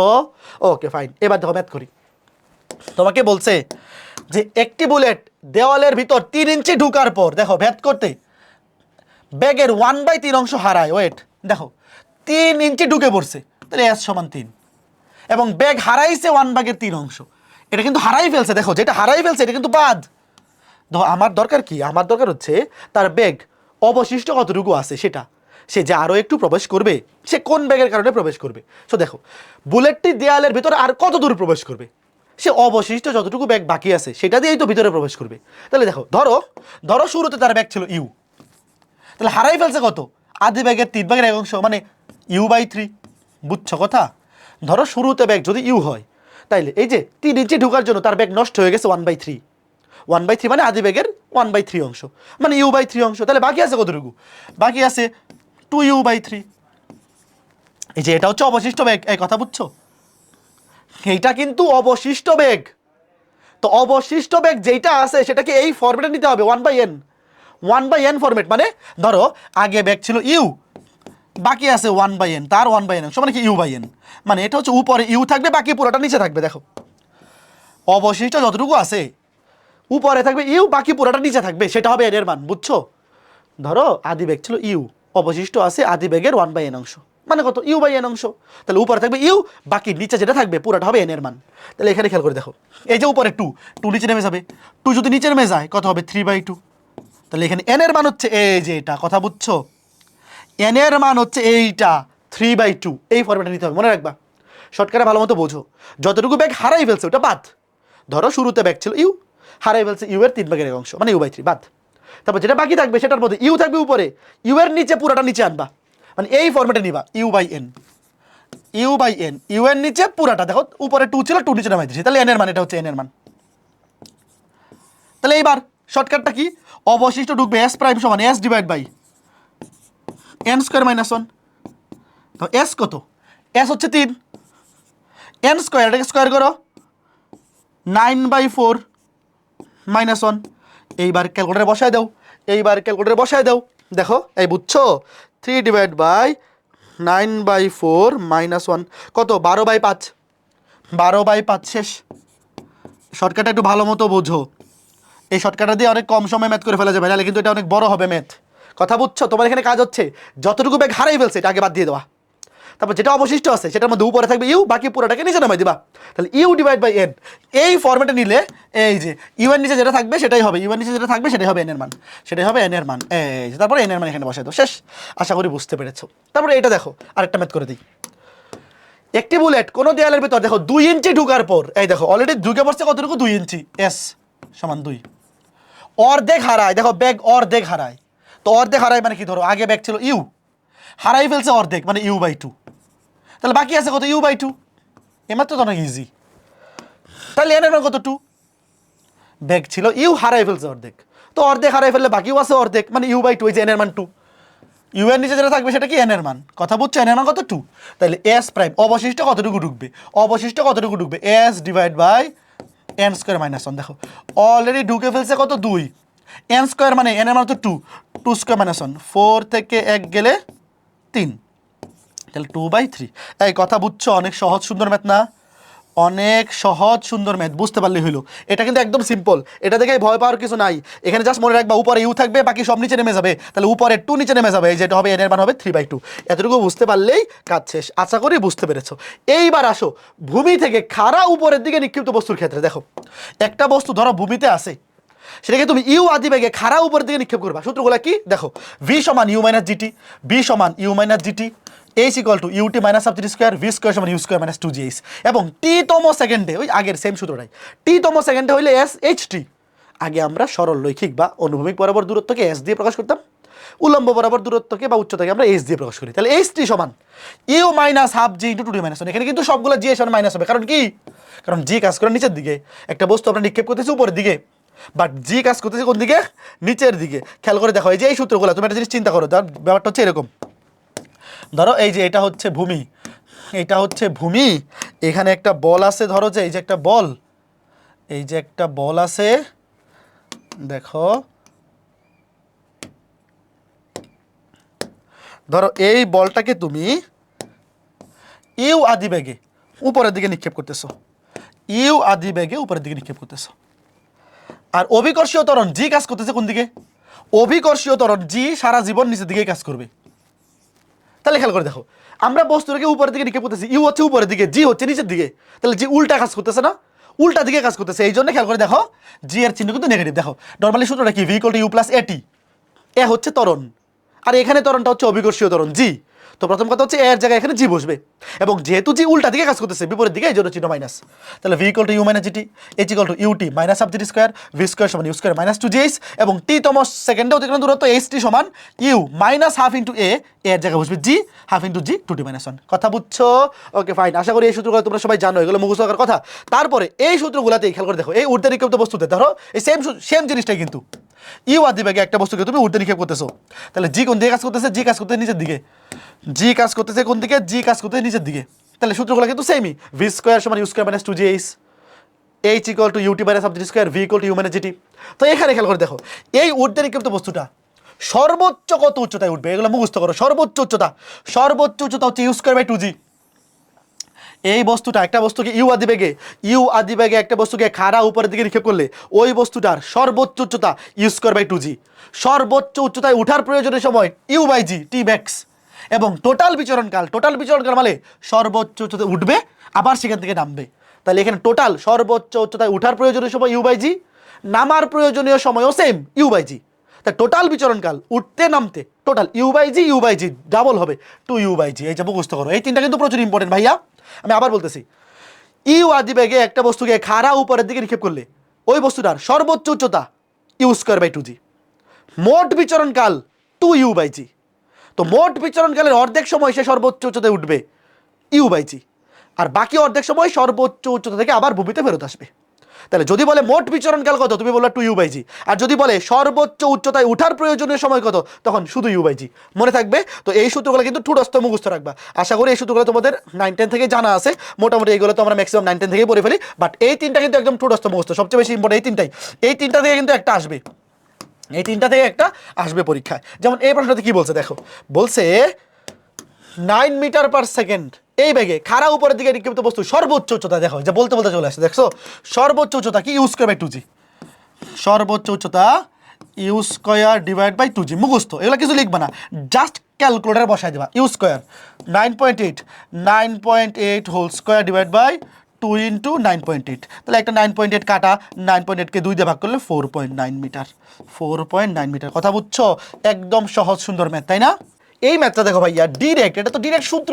তোমাকে বলছে ভূমি হতে ইউ আদিবেগে একটা বস্তু খাড়া উপরে উড্ডয়ন করলে সর্বাধিক কত উচ্চতায় উঠবে। সর্বাধিক উচ্চতার সূত্র কি? u²/2g। এই দেখো অপশন বি, ডিরেক্ট u²/2g। চলো পরবর্তী প্রশ্নে যাই।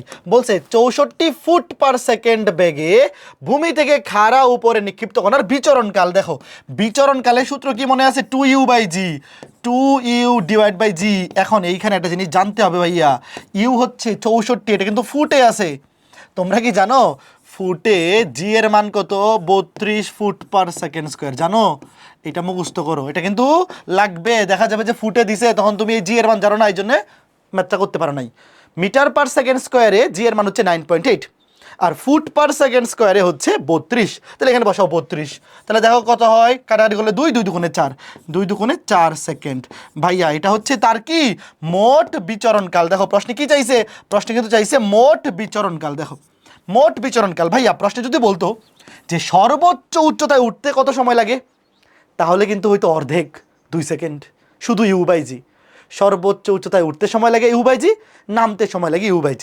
টোটাল বিচরণকাল হচ্ছে 2u/g, মানে 4 সেকেন্ড। তো সর্বোচ্চ উচ্চতায় উঠতে সময় লাগবে 2 সেকেন্ড, এবং সেখান থেকে নামতে লাগবে আরও 2 সেকেন্ড। আশা করি বুঝতে পারছো। এবার দেখো কি বলছে, একটি পাথরকে ভূমি থেকে খাড়া উপরের দিকে নিক্ষেপ করা হলে এটি 5 সেকেন্ড পরে নিক্ষেপণ বিন্দুতে আবার ফেরত আসে। মানে কি মোট বিচরণকাল। শোনো, সর্বোচ্চতে উঠবে, সেখান থেকে নামবে, তো এই ওঠা এবং নামা ফেরত আসার মোট সময়ের ব্যবধান, এটাই তো টোটাল বিচরণকাল। তোমাকে বলছে পতন বেগ কত, ভূমিতে পতন বেগ কত। খেয়াল করে দেখা একটা জিনিস শোনো, একটা বস্তুকে তুমি খাড়া উপরের দিকে যত বেগে নিক্ষেপ করবা, ঠিক তত বেগেই কিন্তু সে আবার ভূমিতে ফেরত আসবে। কথা বুঝছো? তুমি যদি একটা বস্তুকে 20 মিটার পার সেকেন্ড বেগে খাড়া উপরের দিকে নিক্ষেপ করো, সে আবার ঠিক 20 মিটার পার সেকেন্ড বেগেই ভূমিতে পতিত হবে। মানে এখানে আদি বেগটাই মেইন আনসার হবে। তাহলে দেখো আমরা কি জানি, টি সমান 2u/g, টি সমান 2u/g। তো টি এর মান দেখো দেওয়া আছে 5 সেকেন্ড, তাহলে 5 সমান 2 × u/9.8। তাহলে দেখো কত হয়, 5 × 10 = 50, 49, 49কে 2 দিয়ে ভাগ করলে কত? 24.5। তাহলে ইউ এর মান হবে 24.5 মিটার পার সেকেন্ড। বুঝছো? খুবই সুন্দর সুন্দর ম্যাথ না ভাইয়া? তাহলে এই টাইপের আর কোনো ম্যাথ কি করে দেওয়া লাগবে? লাগবে না। আচ্ছা এটা দেখো, একটা বহুপদী সমাপ্তি সূচক প্রশ্ন। ইউ বেগে ভূমি হতে খাড়া উপরের দিকে নিক্ষিপ্ত কণার সর্বাধিক উচ্চতা u²/2g। হয় না, এটা ভুল। প্রথমটা ভুল, 1 নম্বরে ভুল হবে u²/2g। সর্বাধিক উচ্চতায় পৌঁছার সময় শুধু u/g, কথা সত্য। এবং মোট বিচরণকাল তার ডাবল 2u/g, কথা সত্য। তার মানে সঠিক উত্তর 2 ও 3। সঠিক উত্তর 2 ও 3। তো এই টাইপের প্রশ্নগুলো কিন্তু অবশ্যই পারা উচিত। দেখো এবার কি বলছে, এই দেখো একটা প্রমাণ টাইপের ম্যাথ দিয়ে দিছে। ইউ বেগে খাড়া উপরের দিকে নিক্ষিপ্ত বস্তু এই উচ্চতায় আসার দুইটি সময়ের পার্থক্য। শোনো, একটা বস্তুকে তুমি যখন খাড়া উপরের দিকে নিক্ষেপ করবা, সে আগে উপরে উঠবে, সর্বোচ্চ উচ্চতা উঠবে, তারপরে আবার নিচে নামবে। তার মানে মাঝখানে একটা উচ্চতাকে সে কিন্তু 2 বার অতিক্রম করবে, তাই না?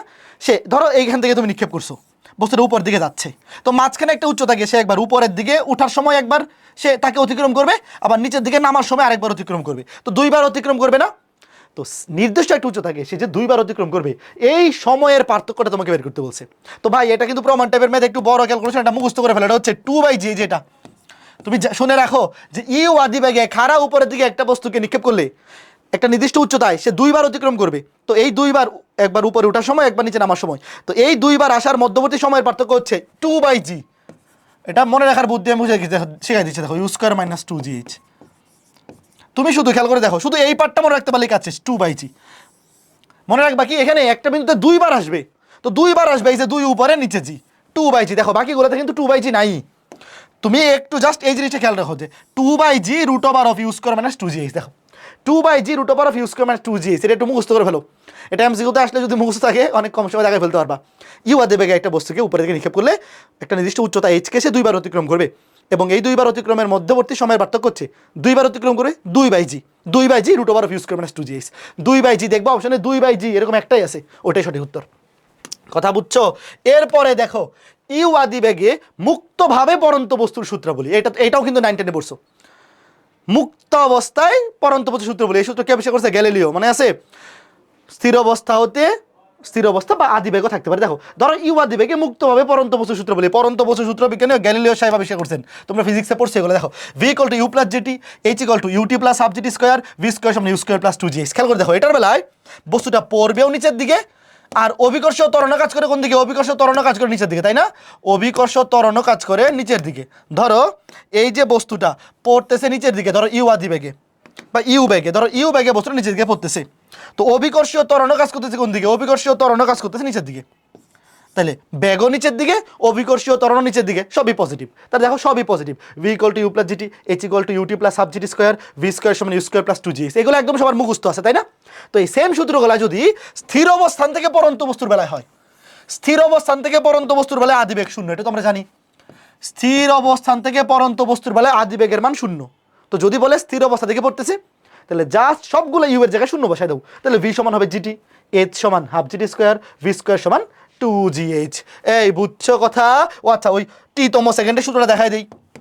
টি তম সেকেন্ডে অতিক্রান্ত দূরত্ব বা উচ্চতা এইচ সমান u plus half g into 2t minus 1। এই মনে আছে তো সূত্রটা?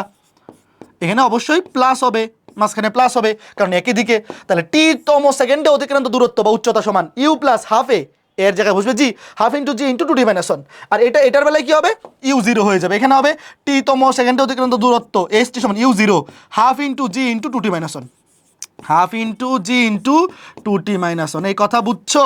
অবশ্যই বোঝা উচিত। ঠিক আছে, তাহলে চলো এবার আমরা ম্যাথ করি। ভাইয়া কি বলছে দেখো, খুবই চমৎকার, খুবই সুন্দর ম্যাথ। ভূমির 150 মিটার উঁচু একটি স্থান থেকে, দেখো এইচ এর মান দেওয়া আছে 150 মিটার, একটি ভারী বস্তুকে ছেড়ে দেওয়া হলো। আচ্ছা বলো, জাস্ট ছেড়ে দিছে, তুমি একটা ভারী বস্তুকে ছেড়ে দিছো, মানে এখানে আদিবেগ কত? শূন্য। কোনো ব্যাগ যেহেতু বলা নাই, তুমি চিন্তা করে দেখো যে জাস্ট ছেড়ে দেওয়া হয়েছে একটা বস্তুকে। শোনো, ধরো একটা বস্তু এই যে আমার এখানে আছে, তো আমি জাস্ট রেখে ছেড়ে দিলাম, তাহলে আদিবেগ কত ছিল? শূন্য ছিল। যখন তোমাকে বলবে জাস্ট ছেড়ে দেওয়া হয়েছে, কোনো ব্যাগের কথা উল্লেখ নাই, তার মানে আদিবেগ শূন্য, মানে স্থির অবস্থা থেকে ছাড়া হয়েছে। তোমাকে বলছে ভূমিতে পতনের সময় বেগ কত হবে? ভূমিতে পতনের সময় বেগ কত হবে? খেয়াল করে দেখো, ভি বাইর করতে বলছে, তো এইচ দেওয়া, ইউ জানি, ভি বাইর করবো। তাহলে সূত্র কি? ভি স্কোয়ার সমান u square plus 2gh। V square সমান ইউ স্কোয়ার, ইউ তো জিরো, আচ্ছা লিখি আগে, ইউ স্কোয়ার প্লাস 2gh। দেখো ইউ তো জিরো, তাহলে ভি স্কোয়ার সমান 2 ইন্টু 9.8 ইন্টু এইচ হচ্ছে 150। এটাকে বর্গমূল করে দেও, এইটাকে বর্গমূল করে দিলে আমার ক্যালকুলেটর কই? Root over of 2 into 9.8 into 150 কত আসতেছে? 54.22। তার মানে ভি এর মান, এটা হচ্ছে ভি এর মান 54.2 মিটার পার সেকেন্ড। আশা করি তোমরা বুঝতে পেরেছো ছোট্ট বন্ধুরা, তাই না? একদম সুন্দর সুন্দর সহজ সহজ ম্যাথ। এই ম্যাথগুলো হচ্ছে ভাই খালি সূত্র বসানো, জাস্ট সূত্র বসানো, তারপরে ডিরেক্ট ভ্যালুগুলো বসায় দিলেই ম্যাথ শেষ। যেমন দেখো এখানে কি বলছে, স্থির অবস্থায় 5 মিটার উঁচু একটি, উঁচু থেকে স্থির অবস্থায়, দেখো স্থির অবস্থায় মানে আদিবেগ শূন্য, এখানে উচ্চতা কত? 5 মিটার। তারপরে বলছে অবাধে খাড়া নিম্নমুখী পরন্ত বস্তুর ভূমিতে পতনকাল কত? দেখো বের করতে হবে ভূমিতে পড়তে কত সময় লাগবে, টি এর মান কত। দেখো দেওয়া আছে কি কি ভাই? দেওয়া আছে ইউ, এইচ, তাহলে এইচ ইকুয়াল টু সূত্র বসাতে হবে, h equal to u t, u তো জিরো, ইউটি জিরো হয়ে যাবে, শুধু হাফ জিটি স্কোয়ার, শুধু হাফ জিটি স্কোয়ার। তাহলে দেখো টি স্কোয়ার সমান কি হবে? টি স্কোয়ার সমান হবে 2h ডিভাইড বাই জি, বর্গমূল করে দাও। সুতরাং মান বাইর করে বর্গমূল করে দাও, রুট ওভার অফ ও আচ্ছা এই এখানে তো এইভাবেই চাইছে। আচ্ছা কিসে দেওয়া আছে? এইচ দেওয়া আছে, তাহলে এইচ এর মান রুট ওভার অফ, দ্বারা ওইটা তো জি এর মান বসানোর দরকার নাই, কারণ উত্তরগুলো তো এইভাবে রেখে দিছে। তাহলে 2 ইন্টু এইচ এর মান কত? 5 দুগুণে 10, তাহলে 10 বাই জি। দেখো এরা কিন্তু ক্যালকুলেটরের মান বসায় নাই, জাস্ট এমনি বসায় দিছে, রুট ওভার অফ 10 বাই জি। তাহলে এটাই সঠিক উত্তর। বুঝতে পারছো? একদম সহজ সিম্পল ম্যাথ না ভাই? দেখো এই ম্যাথগুলো কিন্তু একদম দুনিয়ার ইজি ম্যাথ। এইটা দেখো কি বলছে, একটা বস্তু মুক্তভাবে 4 সেকেন্ডে পড়লো, একটা বস্তু মুক্তভাবে 4 সেকেন্ডে পড়লো, এটি শেষ 1 সেকেন্ডে কত ফুট পড়েছিল? মুক্তভাবে পড়ছে মানে আদিবেগ কত? শূন্য। শোনো এখানে কি কোনো আদিবেগ দেওয়া আছে? আদিবেগ দেওয়া নাই। ধরো একটা বস্তু এখানে আছে, আমি একদম মুক্তভাবে ছেড়ে দিলাম, জাস্ট ছেড়ে দিলাম, তো আদিবেগ শূন্য ছিল, সে 4 সেকেন্ডে মাটিতে পড়ছে। তোমাকে বলছে শেষ 1 সেকেন্ডে, দেখো লাস্ট 1 সেকেন্ডের, তো শেষ সেকেন্ড মানে এখানে কত? ধরো 4 নাম্বার সেকেন্ড না, যেহেতু টোটাল 4 সেকেন্ডে নিচে পড়ছে, তাহলে শেষ সেকেন্ডে কতটুকু পড়ছে, এটার মানে হচ্ছে লাস্টের সেকেন্ডে, মানে 4 নাম্বার সেকেন্ডে, মানে 4তম সেকেন্ডে দূরত্ব চাইছে। কথা বুঝছো? তাহলে টি এর মান হচ্ছে 4 এবং সূত্র হচ্ছে এইটা, এস টি সমান ইউ প্লাস হাফ ইন্টু এ, এখানে এর জায়গায় বসবে জি 2t মাইনাস 1। এই কথা বুঝছো? কে বলো কথা বুঝছো? একদম ক্লিয়ার না? যে ভাই এখানে ইউ কত? 0 প্লাস হাফ ইন্টু জি এর মান হচ্ছে 9.8 ইন্টু এখানে শেষ 1 সেকেন্ড মানে হচ্ছে শুধু 4 নাম্বার সেকেন্ডে কতটুকু গেছে, তাহলে 2 ইন্টু 4 মাইনাস 1। এখানে টি এর মান বসবে 4 নাম্বার সেকেন্ডটা, এখানে শেষ সেকেন্ড বলতে 4 নাম্বার সেকেন্ড, এটা তো বুঝছো? 9.8কে 2 দিয়ে ভাগ করলে 4.9 ইন্টু 4 দুগুণে 8 মাইনাস 7, তাহলে কত? 34.3। এই কই ভুল করলাম? কই ভুল করলাম? ও আচ্ছা, এই আরে দেখছো মিলে না তো উত্তর। এটা তো ফুট বলছে, হাই হাই হাই রে, দেখছো এটা তো ফুট। ফুটে জি এর মান তো 32, ফুটে জি এর মান বসাইতে হবে 32, দেখছো বাকি সূত্রটা মিলে নাই। উত্তর আসছিল 34.3, যদি মিলে যেত তাহলে তো জায়গায় ফেলতাম। তাহলে 32কে 2 দিয়ে ভাগ করলে 16, তাহলে 16 × 7, 16 × 7 112, দেখছো বাইচে গেছি, বড় বাচ্চা বাইচে গেছি। এটা যদি উত্তরটা থাকতো তাহলে তো সর্বনাশ হয়ে যেত। এটা উত্তর ফুট, দেখো এটা কত, উত্তর হচ্ছে ফুট। এই জিনিসটা খেয়াল রাখবা, এই আমি যে ভুল করছি তোমরা এই ভুল করিও না, ঠিক আছে? Okay fine. এইবার দেখো কি বলছে, একটি বস্তু উপর থেকে মুক্তভাবে 5 সেকেন্ডে পড়লো। তো মুক্তভাবে উপর থেকে পড়লো, কোনো ব্যাগ দেওয়া নেই, মানে আজ ব্যাগ শূন্য। তার মানে একটা বস্তু স্থির অবস্থা থেকে মুক্তভাবে 5 সেকেন্ডে মাটিতে পড়ছে। তোমাকে বলছে বস্তুর শেষের 3 সেকেন্ডে কত ফুট পড়ছে। এই দেখো, এটা কিন্তু শেষ সেকেন্ডের দূরত্ব না ভাই। আগের ম্যাথটাতে বলছিল কি লাস্টের 1 সেকেন্ডে কতটুকু পড়ছে, তো ওই 1 সেকেন্ডেরটা তো u plus half into g into 2d - 1 এটাতে করে ফেলা যায়। বাট এখানে কিন্তু লাস্টের 3 সেকেন্ডে দূরত্ব চাইছে। তো এখানে কেমনে বের করতে হবে জানো? শোনো, মোট 5 সেকেন্ডের বের করো। 5 সেকেন্ড থেকে প্রথম 2 সেকেন্ড, শোনো টোটাল 5 সেকেন্ডে কতটুকু পড়ছে এটা বের করো। তারপর 2 সেকেন্ডে কতটুকু পড়ছে ওটা বের করো। তো টোটালটা থেকে 2 সেকেন্ডে দূরত্ব বাদ দিয়ে বের করে দাও, তাহলে তো 3 সেকেন্ডে দূরত্বটা থাকবে, তাই না? ওকে, আমি আবার তোমাকে বোঝাই দিই। ধরো আগে বের করো 5 সেকেন্ডে কতটুকু পড়ে। টোটাল 5 সেকেন্ডে দেখো, 5 সেকেন্ডে পরে কত, h = u t plus half g t square, u তো 0, u t plus half g t square, তাহলে হাফ, এখানে কি ফুট বলছে, হ্যাঁ এখানেও ফুট, তাহলে জি হচ্ছে 32 টি স্কোয়ার। এটা হচ্ছে 5 সেকেন্ডে কতটুকু পরে। দেখো আমি আগে করি, 16 × 5 স্কোয়ার, 16 × 25 কত, 400, এত ফুট। দেখো এটা হচ্ছে টোটাল 5 সেকেন্ডে পড়ছে, তাহলে টোটাল কত উচ্চতা থেকে পড়ছে এটা বের করে ফেলছে। এইবার প্রথম 2 সেকেন্ডে কতটুকু পড়ো এটা বের করো, হাফ ইন্টু 32 × 2 স্কোয়ার, তাহলে দেখো 4 এনে 16, 4 16 64 ফুট। খেয়াল করে দেখো, তাইলে এটা হচ্ছে মোট 5 সেকেন্ডে পরে টোটাল দূরত্বটা। আর সেখান থেকে প্রথম 2 সেকেন্ডের ডিস্টেন্সে মাইনাস করো, তাইলে তো 3 সেকেন্ড এটা থাকবে, কথা বুঝছো? তোমাকে বলছে লাস্ট 3 সেকেন্ডে কতটুকু পরে, তাহলে টোটাল 5 সেকেন্ডে কতটুকু পরে, সেখান থেকে প্রথম 2 সেকেন্ড মাইনাস করে দেও। সুতরাং লাস্টের 3 সেকেন্ড, দেখো শেষ 3 সেকেন্ডে পরে কতটুকু, 400 থেকে 5 সেকেন্ড থেকে প্রথম 2 সেকেন্ডের মাইনাস, বুঝছো কত থাকে, 336। সুন্দর না ম্যাথটা ভাইয়া? একদম সুন্দর না? অবশ্যই সুন্দর ম্যাথটা, ঠিক আছে? Okay fine. এইবার দেখো নির্দিষ্ট উচ্চতা এইচ থেকে নিক্ষিপ্ত বস্তুর ক্ষেত্রে দেখো, এইবার একটা ঘটনা কি, আমরা তো নিক্ষিপ্ত বস্তু যখন পড়ছিলাম মনে আছে, আমরা ভূমি থেকে নিক্ষিপ্ত বস্তু সূত্র পড়ছিলাম। ধরো একটা বস্তু তুমি ভূমি থেকে নিক্ষেপ করলা, তাহলে সূত্রগুলো কি ছিল মনে আছে? v = u - gt, h = ut - half g t square, v square সমান u স্কোয়ার - 2gh। ধরো ভূমি থেকে তুমি নিক্ষেপ করছো, জি পড়তে জি কাজ করতে নিচের দিকে, তো জি এর সামনে সব মাইনাস বসছিল। এইবার ধরো জিনিসটা এরকম যে তুমি একটা দেওয়ালের উপরে দাঁড়াই আসো বা একটা বিল্ডিং এর উপরে, এরকম হইতে পারে না যে তুমি মাটি থেকে একটা বলকে উপরের দিকে নিক্ষেপ করো নাই, তুমি অলরেডি ধরো একটা বিল্ডিং এর ছাদে দাঁড়াই আসো, একটা বিল্ডিং এর ছাদে বা একটা গাছের উপরে দাঁড়াই আসো, সেখান থেকে উপরের দিকে নিক্ষেপ করলা। তার মানে কি তুমি ভূমি থেকে নিক্ষেপ করছো না? তুমি অলরেডি একটা উচ্চতায় আসো, সেখান থেকে আবার যদি আরেকটা বস্তু উপরের দিকে নিক্ষেপ করো, তাইলে সূত্রগুলো কি হবে জানো? এই যে v = -u + gt, মানে জাস্ট ইউ এর সামনে মাইনাস বসবে। এখানেও মাইনাস আছে কিন্তু স্কোয়ার করলে প্লাস হয়ে গেছে, কথাটা বুঝছো? জাস্ট ইউ এর সামনে মাইনাস বসবে, ইউ এর সামনে কি মাইনাস, বাকি সব আগের মতো প্লাসই থাকবে।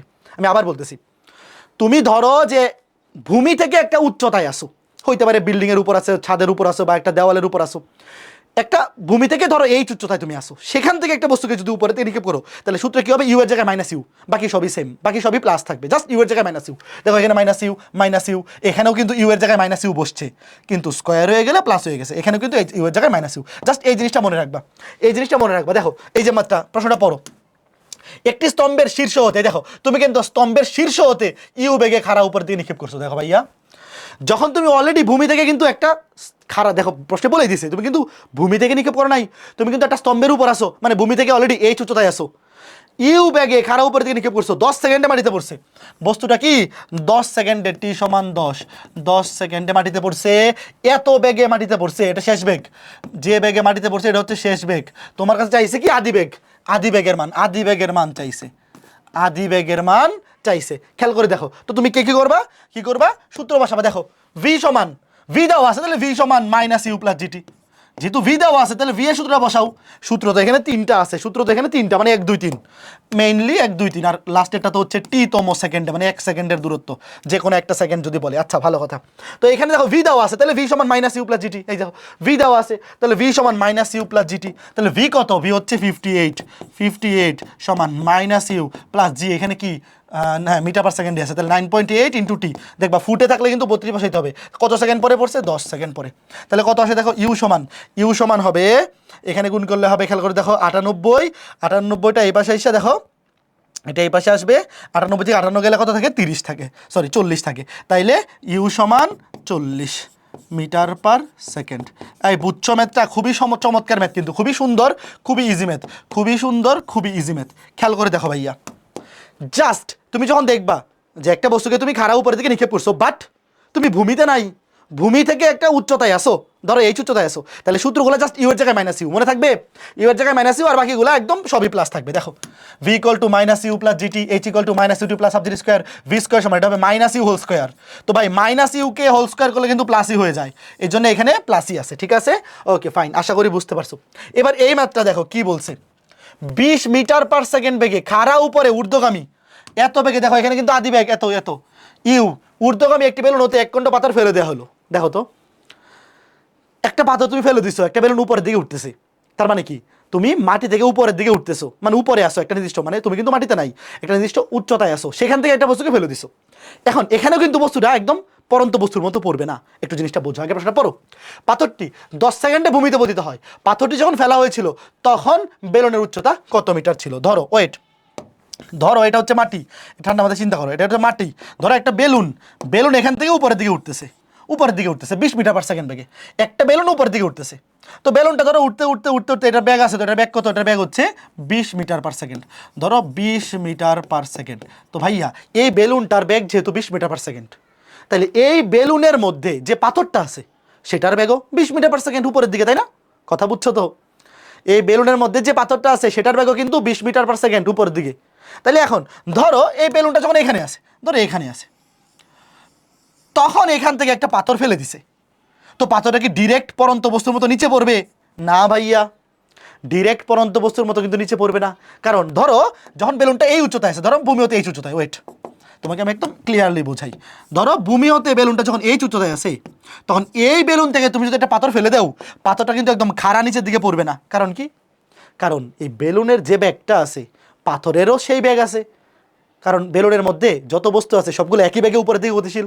তাইলে যেহেতু বেলুনটা 20 মিটার পার সেকেন্ড ব্যাগে উপরের দিকে উঠতেছে, তাহলে পাথরটাও 20 মিটার পার সেকেন্ড ব্যাগে উপরের দিকে উঠতেছে। তাইলে যখন তুমি এখানে পাথরটাকে ছেড়ে দিবা, পাথরটা কিন্তু তার এই আদি বেগের জন্য একটু উপরে উঠবে। জিনিসটা বুঝতেছো? ধরো এই যে এইরকম ছিল, তাহলে এখানে ছেড়ে দিলাম, পাথরটা কিন্তু আর একটু উপরে উঠে তারপর নিচে পড়বে। কথা বুঝছো? যেহেতু বেলুনটা উপরের দিকে উঠতেছিল, তো এখান থেকে একটা পাথর ফেলে দিলে পাথরটা ডিরেক্ট নিচে পড়বে না, এই আদি বেগের কারণে পাথরটা আরেকটু উপরে উঠবে। ধরো এই যে জিনিসটা এরকম হবে যে এই যে এখানে ছেড়ে দিলে পাথরটা আরেকটু উপরে উঠবে, তারপরে নিচে পড়বে, যে পড়বে তো একদম খাড়া নিচের দিকেই। চিত্রটা আমি তোমাকে বোঝানোর জন্য এইভাবে আঁকাইতেছি, যে ধরো একটু উপরে উঠবে তারপরে এই যে এইভাবে পড়বে, বুঝছো? পড়বে কিন্তু একই রেখায়, এই যে এইভাবে। তাহলে জিনিসটা কি হইলো ভাইয়া, যে ভূমি থেকে এই উচ্চতার একটা জায়গা থেকে উপরের দিকে নিক্ষিপ্ত বস্তুর সূত্র না, এটা কিন্তু পরন্ত বস্তুর সূত্র হবে না, যেহেতু আদিবেগ আছে, বুঝছো? তাহলে সূত্রটা হবে এই যে এইচ দেওয়া আছে, সরি এখানে বের করতে বলছি কি, দাঁড়াও, এখানে বের করতে বলছি কি বেলুনের উচ্চতা, হ্যাঁ এইচ বের করতে বলছে। এই যে বেলুনের উচ্চতা কত ছিল যখন, খেয়াল করে দেখো, যখন পাথরটি ফেলা হয়েছিল, এই যে পাথরটা এখানে ফেলা হয়েছিল, তখন বেলুনের উচ্চতা কত ছিল, মানে এইচ। তাহলে সূত্র কি? এই যে এইচ সমান minus u t plus half g t square, বুঝছো? এখানে যে এই সূত্রটা বসবে, এটা কে বুঝছো? আগে মনে রাখো যে ভাই, যখন এই টাইপটা কিন্তু একটা টাইপই, পরীক্ষা আসলে হুবহু এভাবে আসবে, যে একটা বেলুন উপরের দিকে উঠতেছে, সেখান থেকে একটা পাথর ছেড়ে দিলে এটা কিন্তু পরন্ত বস্তুর সূত্র হবে না, কারণ এইটা আদিবেগে গতিশীল। তো এই আদিবেগের জন্য এই পাথরটা যেখানে ছেড়ে দেওয়া হবে সেটা আরেকটু উপরে উঠে তারপর নিচে পড়বে। তার মানে ভূমি থেকে একটা নির্দিষ্ট উচ্চতা থেকে একটা বস্তু উপরের দিকে নিক্ষেপ করা হয়েছে, এই কন্ডিশনে সূত্র বসবে। কোনটা সূত্র বসবে? এই যে দেখো, এইচ সমান minus u t plus half g t square, h সমান minus u t plus half g t square. দেখো তাহলে এইচ বের করতে বলছে, minus u t minus 20 into t এর মান কত বলছে, টি এর মান কত সেকেন্ড, ওই যে 10 plus half into g t square, half into 9.8 into t square, t square মানে টি মানে 10। তাহলে দেখো এখানে কত -200 প্লাস 100 ইন্টু 4.9 মানে 490, তাইলে কত 290। হ্যাঁ মিলে গেছে, শেষ। এই বুঝছো, খুবই সুন্দর ম্যাথটা ছিল না? খুবই সুন্দর, খুবই কনসেপচুয়াল কিন্তু ম্যাথটা। বুঝতে পারলে খুব ভালো লাগবে, না বুঝতে পারলে কিন্তু ভালো লাগবে না। আশা করি বুঝতে পেরেছো, তাই না ছোট্ট বন্ধুরা? ওকে, ফাইন ফাইন ফাইন। এইবার দেখো এই যে কূপের মধ্যে প্রতিধ্বনি শোনার একটা ব্যাপার, এই ম্যাথটাও কিন্তু পরীক্ষা আসতে পারে। দেখো একটা শূন্য কূপে, কুয়ার মধ্যে ধরো কোনো পানি নাই, একটা পাথরের টুকরা ফেলার 4 সেকেন্ড পরে তলদেশে পতনের শব্দ শোনা গেল। ধরো একটা কুয়া, এটার মধ্যে কোনো পানি নাই, তুমি এটার মধ্যে একটা পাথর ফেলে দিছো, তো পাথরটা আগে কি করবে? কূপের যে তলদেশ সেখানে পড়বে, যাইতে একটা সময় লাগবে। সেখান থেকে তারপর শব্দ উৎপন্ন হয়ে আবার উপরে যখন আসবে, তোমার কানে আসবে, তখন তুমি শুনতে পারবা। এখানে দুইটা টাইম আছে, একটা হচ্ছে পাথরটা নিচে পড়বে পড়ার সময়, এবং পড়ার পর সেখান থেকে শব্দ উৎপন্ন হয়ে তোমার কান পর্যন্ত আসার সময়। এই দুইটা সময়ের যোগফল হচ্ছে প্রতিধ্বনি শোনার এই যে সময়, এই 4 সেকেন্ড। তোমাকে বলছে শব্দের বেগ 330 মিটার পার সেকেন্ড হলে কূপের গভীরতা কত? ওয়েট, তুমি একটু চিন্তা করো তো। ধরো এটা হচ্ছে কূপ, এটা হচ্ছে কূপ, এটা হচ্ছে এই যে কূপের একদম উপরের ব্রাশ। তুমি এখান থেকে একটা বস্তু ফেলে দিছো, ধরো এটা কত, এটা কি বের করতে বলছে? কূপের গভীরতা। ধরো কূপের গভীরতা এইচ, ধরো এই কূপের গভীরতা কত? কূপের গভীরতা হচ্ছে এইচ। তাহলে এখন খেয়াল করে দেখো, কূপের গভীরতা যদি এইচ হয়, তাহলে এখান থেকে যখন পাথরটা ফেলবা, পাথরটা এখানে পড়তে কত সময় লাগবে? এইচ ইকুয়াল টু, এটা তো শোনো আদিবেগ 0, দেখো এখানে কিন্তু আদিবেগ দেওয়া নাই, জাস্ট তুমি ধরো পাথরটাকে ছেড়ে দিছো, তাহলে h equal to half g t square, H equal to half g t square. তাহলে টি স্কোয়ার সমান 2h/g, তাহলে টি সমান √2h/g। তো এটা ধরো T1, তো এটা হচ্ছে কি T1, এটা হচ্ছে এই যে পাথরটা যে নিচে পড়বে, পাথরটার নিচে পড়ার শব্দ, নিচে পড়তে যত সময় লাগবে, এটা হচ্ছে কত? √2h/g, √2h/g। এখন পাথর যখন নিচে পড়বে, তখনই কি তুমি সাথে সাথে শব্দ শুনতে পারবা না, কারণ এখানে শব্দ উৎপন্ন হয়ে আবার উপরে উঠে আসতে হবে। এই যে শব্দ নিচে তৈরি হবে, শব্দ নিচে যখন পাথরটা যখন নিচে পড়বে, সেখানে শব্দ উৎপন্ন হবে, তারপর সেই শব্দটা যখন আবার এখান থেকে একদম এই যে উপরে পৃষ্ঠতলে আসবে, তখন তুমি শুনতে পাবা। তো এখানে সময় কত? ধরো এখানে সময়টা দেখো, এটা তো সমবেগ, শব্দের বেগ তো সমবেগ, এই দেখো শব্দের বেগ তো সমবেগ, তো সমবেগের সূত্র কি? S = VT, S = VT। এখানে তো S বলতে H, তাহলে H = VT। তাহলে T সমান কত? H/V। T সমান ধরো T2, শব্দটা আসতে ধরো সময় ধরো T2, H/V, H/V, V কত? 330, H/330, সরি হ্যাঁ 300 লিখছি কেন, H/330, এই যে H/330, এটা হচ্ছে T2। ধরো এটা হচ্ছে T1, আর এটা কত? এটা হচ্ছে T2। তাহলে প্রশ্ন মতে এই T1 + T2 সমান কত? দেখো এটা হচ্ছে T1 আর উপরে যে এটা হচ্ছে T2। তাহলে প্রশ্ন মতে দেখো এই যে নিচে পড়তে সময় লাগবে T1, তারপরে শব্দ উপরে যাইতে সময় T2। তাহলে প্রশ্ন মতে T1 + T2 এই দুটো যোগফল কত? 4 সেকেন্ড। বুঝছো ভাইয়া? আগে পাথরটা নিচে পড়বে, তারপর শব্দ উৎপন্ন উপরে আসবে, তারপরে তুমি শব্দ শুনতে পাবা। তাইলে T1 + T2 = 4। এবার বসাই দাও, এটা সমাধান করলে ম্যাথ শেষ। T1 √2h/g, g এর মান তো বসাই দেবা, হ্যাঁ, প্লাস T2 h/300, h/330 = 4। এখন আমরা জাস্ট এই সমীকরণটাকে ক্যালকুলেটরে ইনপুট দিয়ে ইকুয়েশন মোডে সলভ করে ফেলবো। কেমনে দেখো, 2h/g আমরা ক্যালকুলেটরে উঠাবো, h এর জায়গায় x বসাবো। ক্যালকুলেটরে তো আর h বসানো যাবে না, h-টাকে আমরা x ধরে নিলাম, একটা চলক ধরে নিলাম। দেখো 2 * এই যে আলফা x / g মানে হচ্ছে 9.8, তারপরে প্লাস কত? প্লাস হচ্ছে h², h কে আমরা x ধরছি, আলফা এই যে x² / 330 whole square equal to কত? 16। এই যে আলফা, তারপরে এখানে ক্যালকে ক্লিক করবে, ইকুয়াল টু আসবে 16। এবার আমরা এটা সলভ করবো। দেখো শিফট সলভে ক্লিক করার পরে ধরো x এর একটা মান দিলে 100, x এর মান 100 ক্লিক করো, দেখো এই যে x এর একটা মান, মানে x এর একটা মান আনুমানিক ধরে ইনপুট দিতে হয় আর কি। তো দেখো এখানে মানগুলা ধরো যে 70 এর কাছাকাছি, তুমি 100 একটা ধরো বা 70 বা 80 এরকম একটা মান ইনপুট দিলে। দেখো অ্যান্সার কত আসছে? 78.12। দেখো x মান কত আসছে? 78.12। এই যে এখানে x বলতে h, 78.12 আসছে অ্যান্সার। তো খেয়াল করে দেখো, যেহেতু 78.12, এই অ্যান্সার তো নাই, সঠিক অ্যান্সার তো নাই। তবে যেহেতু বোর্ডে আসা প্রশ্ন, দেখো যে কাছাকাছিটা দেখাবো, এই দেখো 78.4, এটা কাছাকাছি উত্তর, তাহলে এটা সঠিক উত্তর দেখাই দেবো। বুঝছো? শোনো, পরীক্ষায় যদি এরকম আসে, বোর্ড পরীক্ষায় ধরো সঠিক উত্তর নাই, তাহলে অবশ্যই একটা দাগাই দিয়ে আসবা। খালি রেখে আসবে না। তো এটার কাছাকাছি যেটা সেটা দেখাই দিবা। আমাদের লাস্ট টপিক, তো এটার নাম কি? প্রাস। খেয়াল করে দেখো, প্রাস মানে কি? প্রাস মানে হচ্ছে অনুভূমিকের সাথে তির্যকভাবে, অনুভূমিকের সাথে তির্যকভাবে নিক্ষিপ্ত একটা বস্তুর গতিপথকে প্রাস বলে। ধরো এটা হচ্ছে ভূমি, এটা হচ্ছে মাটি, হ্যাঁ, এটা আমাদের ভূমি। তুমি ভূমির সাথে বা অনুভূমিকের সাথে আলফা কোণে ইউ আদি বেগে একটা বস্তু নিক্ষেপ করছো, আলফা কোণে ইউ আদি বেগে একটা বস্তু নিক্ষেপ করছো, তাহলে বস্তুটার গতিপথ কি এরকম হবে? এটাই প্রাস। তো প্রথম কথা যেটা জানতে হবে সেটা হচ্ছে প্রাসের গতিপথ পরাবৃত্ত। প্রাসের গতিপথ কি? পরাবৃত্তাকার। এটা একটা এমসিকিউ। প্রাসের গতিপথ পরাবৃত্তাকার। এ পরাবৃত্ত পড়ছো, কণিকার ক্লাসটা করছো না? কণিকার ক্লাস যারা করছো দেখো, দেখতে এটা একটা পরাবৃত্তের মতো লাগতেছে না? তো প্রাসের গতিপথ পরাবৃত্তাকার। তো এখন এখান থেকে আরো ইম্পর্টেন্ট কিছু জিনিস এলো মুখস্থ টুডস্থ করতে হবে, সেটা হচ্ছে খেয়াল করে দেখো, এগুলো পরীক্ষায় আসবেই।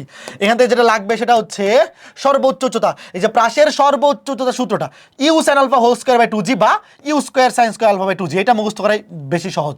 You square sine square alpha by 2g, দেখো সর্বোচ্চ উচ্চতা, প্রাসের সর্বোচ্চ উচ্চতা u square sine square alpha by 2g। ধরো এই যে প্রাসটা, এই প্রাসটার সর্বোচ্চ উচ্চতা কোনটা? ধরো এই যে বিন্দুটা, এই বিন্দুটা কি সর্বোচ্চ উচ্চতা। তো সর্বোচ্চ উচ্চতা সূত্র কি? U square sine square alpha by 2g। দেখো এই যে এটা হচ্ছে সর্বোচ্চ উচ্চতা, হ্যাঁ, সর্বোচ্চ উচ্চতা। সূত্রগুলো আমি আবার লিখে দিই, u square sine square alpha divide by 2g।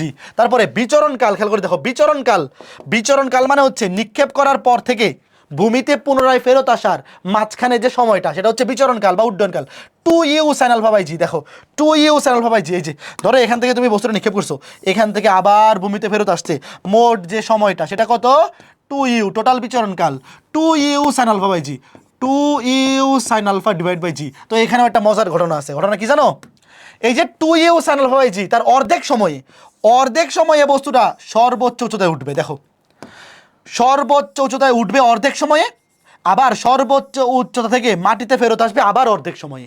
তার মানে কেউ যদি তোমাকে জিজ্ঞেস করে যে সর্বোচ্চ উচ্চতায় উঠতে, ধরো টি ম্যাক্স, টি ছোট হাতের ম্যাক্স, টি ছোট হাতের টি ম্যাক্সিমাম মানে হচ্ছে ম্যাক্স মানে এখানে ম্যাক্সিমাম হাইট, সর্বোচ্চ উচ্চতায় উঠার প্রয়োজনীয় সময় হবে অর্ধেক, শুধু u sine alpha by g. কথা বুঝছো? শুধু u sine alpha divide by g. দেখো এই যে দেখো, তার মানে যদি তোমাকে বলে বিচরণকাল 2u sine alpha by g, বা যদি তোমাকে শুধু বলে যে সর্বোচ্চ উচ্চতায় ওঠার প্রয়োজনীয় সময়, তাহলে হবে শুধু u sine alpha divide by g. তারপরে আনুভূমিক পাল্লা u square sine 2 alpha by g, u square sine 2 alpha by g. দেখো এই যে আনুভূমিক পাল্লা, এখান থেকে এতটুকু, এখান থেকে এতটুকু, সে অনুভূমিক বরাবর যতটুকু দূরত্ব অতিক্রম করছে সেটা হচ্ছে তার আনুভূমিক পাল্লা। এটা সূত্র কি? U square sine 2 alpha by g. ভাই এই সূত্রগুলা দিয়ে কিন্তু অযুত লক্ষ নিযুত কোটি এমসিকিউ আসে, একেবারে টুডস্থ মুখস্থ। দেখো u square sine 2 alpha by g, এই যে এই সূত্রগুলা দিয়ে অযুত লক্ষ নিযুত কোটি এমসিকিউ আসে, একদম টুডস্থ মুখস্থ। সর্বোচ্চ উচ্চতা u square sine square alpha divide by 2g, বিচরণকাল 2u sine alpha by g. শুধু যদি বলে সর্বোচ্চ উচ্চতায় ওঠা কিংবা সর্বোচ্চ উচ্চতা থেকে নামা, তাহলে শুধু u sine alpha by g. তারপরে আনুভূমিক পাল্লা u square sine 2 alpha by g. তারপরে এই যে প্রাসের সমীকরণ, এটাতে রিটেন ম্যাচ সাথে আসে, এটাতে এমসিকিউ আসে না, বাট এটা রিটেনে এত বেশি লাগে যে মুখস্থ করে ফেলো। এই সূত্রটা রিটেনে এত বেশি কাজে লাগবে, মুখস্থ করে ফেলো যে y সমান x tan alpha minus g x square divide by 2u square cos square alpha. অথবা এটা একটা শর্টকাট ফর্ম, এটা কিন্তু এমসিকিউতে আসতেও পারে যে নিচের কোনটি প্রাসের সমীকরণ, y equal to x tan alpha into 1 minus x by r. মুখস্থ করে ফেলো, এটা কিন্তু রিটেনে লাগবেই, x tan alpha into 1 minus x by r. তারপরে টেন আলফা, এই সূত্রটা কিন্তু খুবই ইম্পর্টেন্ট, টেন আলফা সমান 4h by R, ten alpha সমান 4h বাই আর। এরকম আরেকটা সূত্র আছে, দেখাচ্ছি, এরকম দুইটা সূত্র আছে টোটাল। এই যে টেন আলফা সমান 4h বাই আর, আর একটা হচ্ছে টেন আলফা সমান জিটি স্কোয়ার বাই 2r। মুখস্থ করবা, দেখো একটা হচ্ছে টেন আলফা সমান 4h বাই আর, এখানে এই কোনটা কি মিন করে? ক্যাপিটাল এইচ মিন করতেছে সর্বোচ্চ উচ্চতা, ক্যাপিটাল আর মিন করতেছে কি আনুভূমিক পাল্লা, আর ক্যাপিটাল টি মিন করতেছে বিচরণকাল বা উড্ডয়নকাল। তো এই দুইটা সম্পর্ক দিয়ে পরীক্ষায় প্রচুর এমসিকিউ আসে। টেন আলফা সমান 4h বাই আর, এটা হচ্ছে এইচ এবং আর এর মধ্যে সম্পর্ক, মানে সর্বোচ্চ উচ্চতা এবং আনুভূমিক পাল্লার মধ্যে সম্পর্ক। কোনো একটা ম্যাথে যদি সর্বোচ্চ উচ্চতা দিয়ে দেয় এবং আনুভূমিক পাল্লা দিয়ে বলে নিক্ষেপণ কোণ বের করো, এখানে আলফা হচ্ছে নিক্ষেপণ কোণ। দেখো আমি একটা জিনিস বলে দিই, এই যে এখানে ইউ হচ্ছে নিক্ষেপণ বেগ, ইউকে কি বলে? ইউকে বলে নিক্ষেপণ বেগ, আর আলফাকে বলে নিক্ষেপণ কোণ। এই জিনিসগুলো তো মনে থাকবে, তাই না? তাহলে টেন আলফা সমান 4h বাই আর, এবং আরেকটা সূত্র কি জিটি স্কোয়ার বাই 2r। এটা কিসের মধ্যে সম্পর্ক? বিচরণকাল এবং আণবিক পাল্লা। যদি প্রশ্নে বিচরণকাল দিয়ে দেয়, আণবিক পাল্লা দিয়ে বলে যে মধ্যবর্তী নিক্ষেপণ কোণ বাইন্ড করো, তাহলে এই সূত্র দিয়ে তুমি তখন ম্যাথগুলো করবা, ঠিক আছে? তো এরপরে আরো দুটো ইম্পর্টেন্ট জিনিস, সেটা হচ্ছে এই যে আণবিক পাল্লা কখন ম্যাক্সিমাম হবে। দেখো আনুভূমিক পাল্লা সূত্র কি ছিল?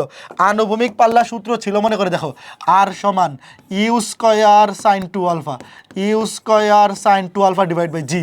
কখন এটা ম্যাক্সিমাম হবে দেখো, আর এর মান ম্যাক্সিমাম হবে কখন, এটা মুখস্থ করো। আলফা সমান 45 ডিগ্রি হলে। ভাই আলফার মান মানে নিক্ষেপণ কোণ, আলফা মানে হচ্ছে নিক্ষেপণ কোণ, নিক্ষেপণ কোণের মান যদি 45 ডিগ্রি হয় তাহলে আর ম্যাক্সিমাম হবে।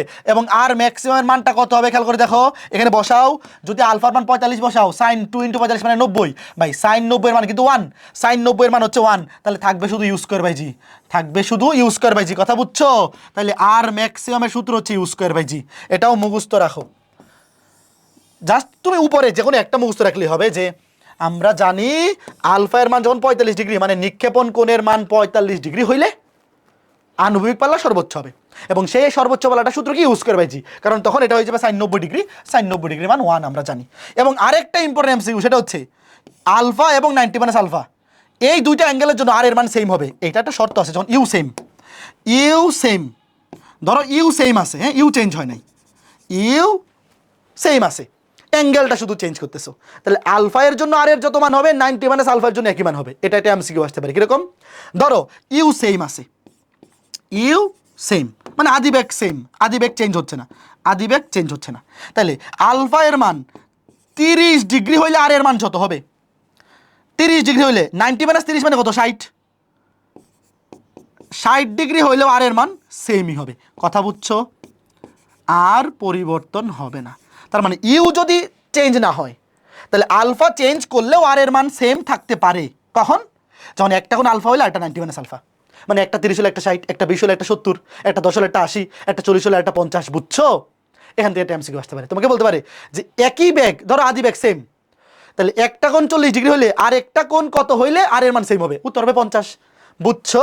তো এই হচ্ছে ঘটনা। এখন বাকি সব বাই হাউস ওয়াইফ দিয়ে দেওয়া যায় যদি খালি এই সূত্রগুলো মুখস্থ থাকে, এই সূত্রগুলো যদি খালি মুখস্থ থাকে, বাকি সব প্রাসের ম্যাথ তোমরা নিজেরাই পারবা, বাকি সবগুলা প্রাসের ম্যাথ তোমরা নিজেরাই করতে পারবা, এগুলো আসলে করে দেওয়া লাগবে না।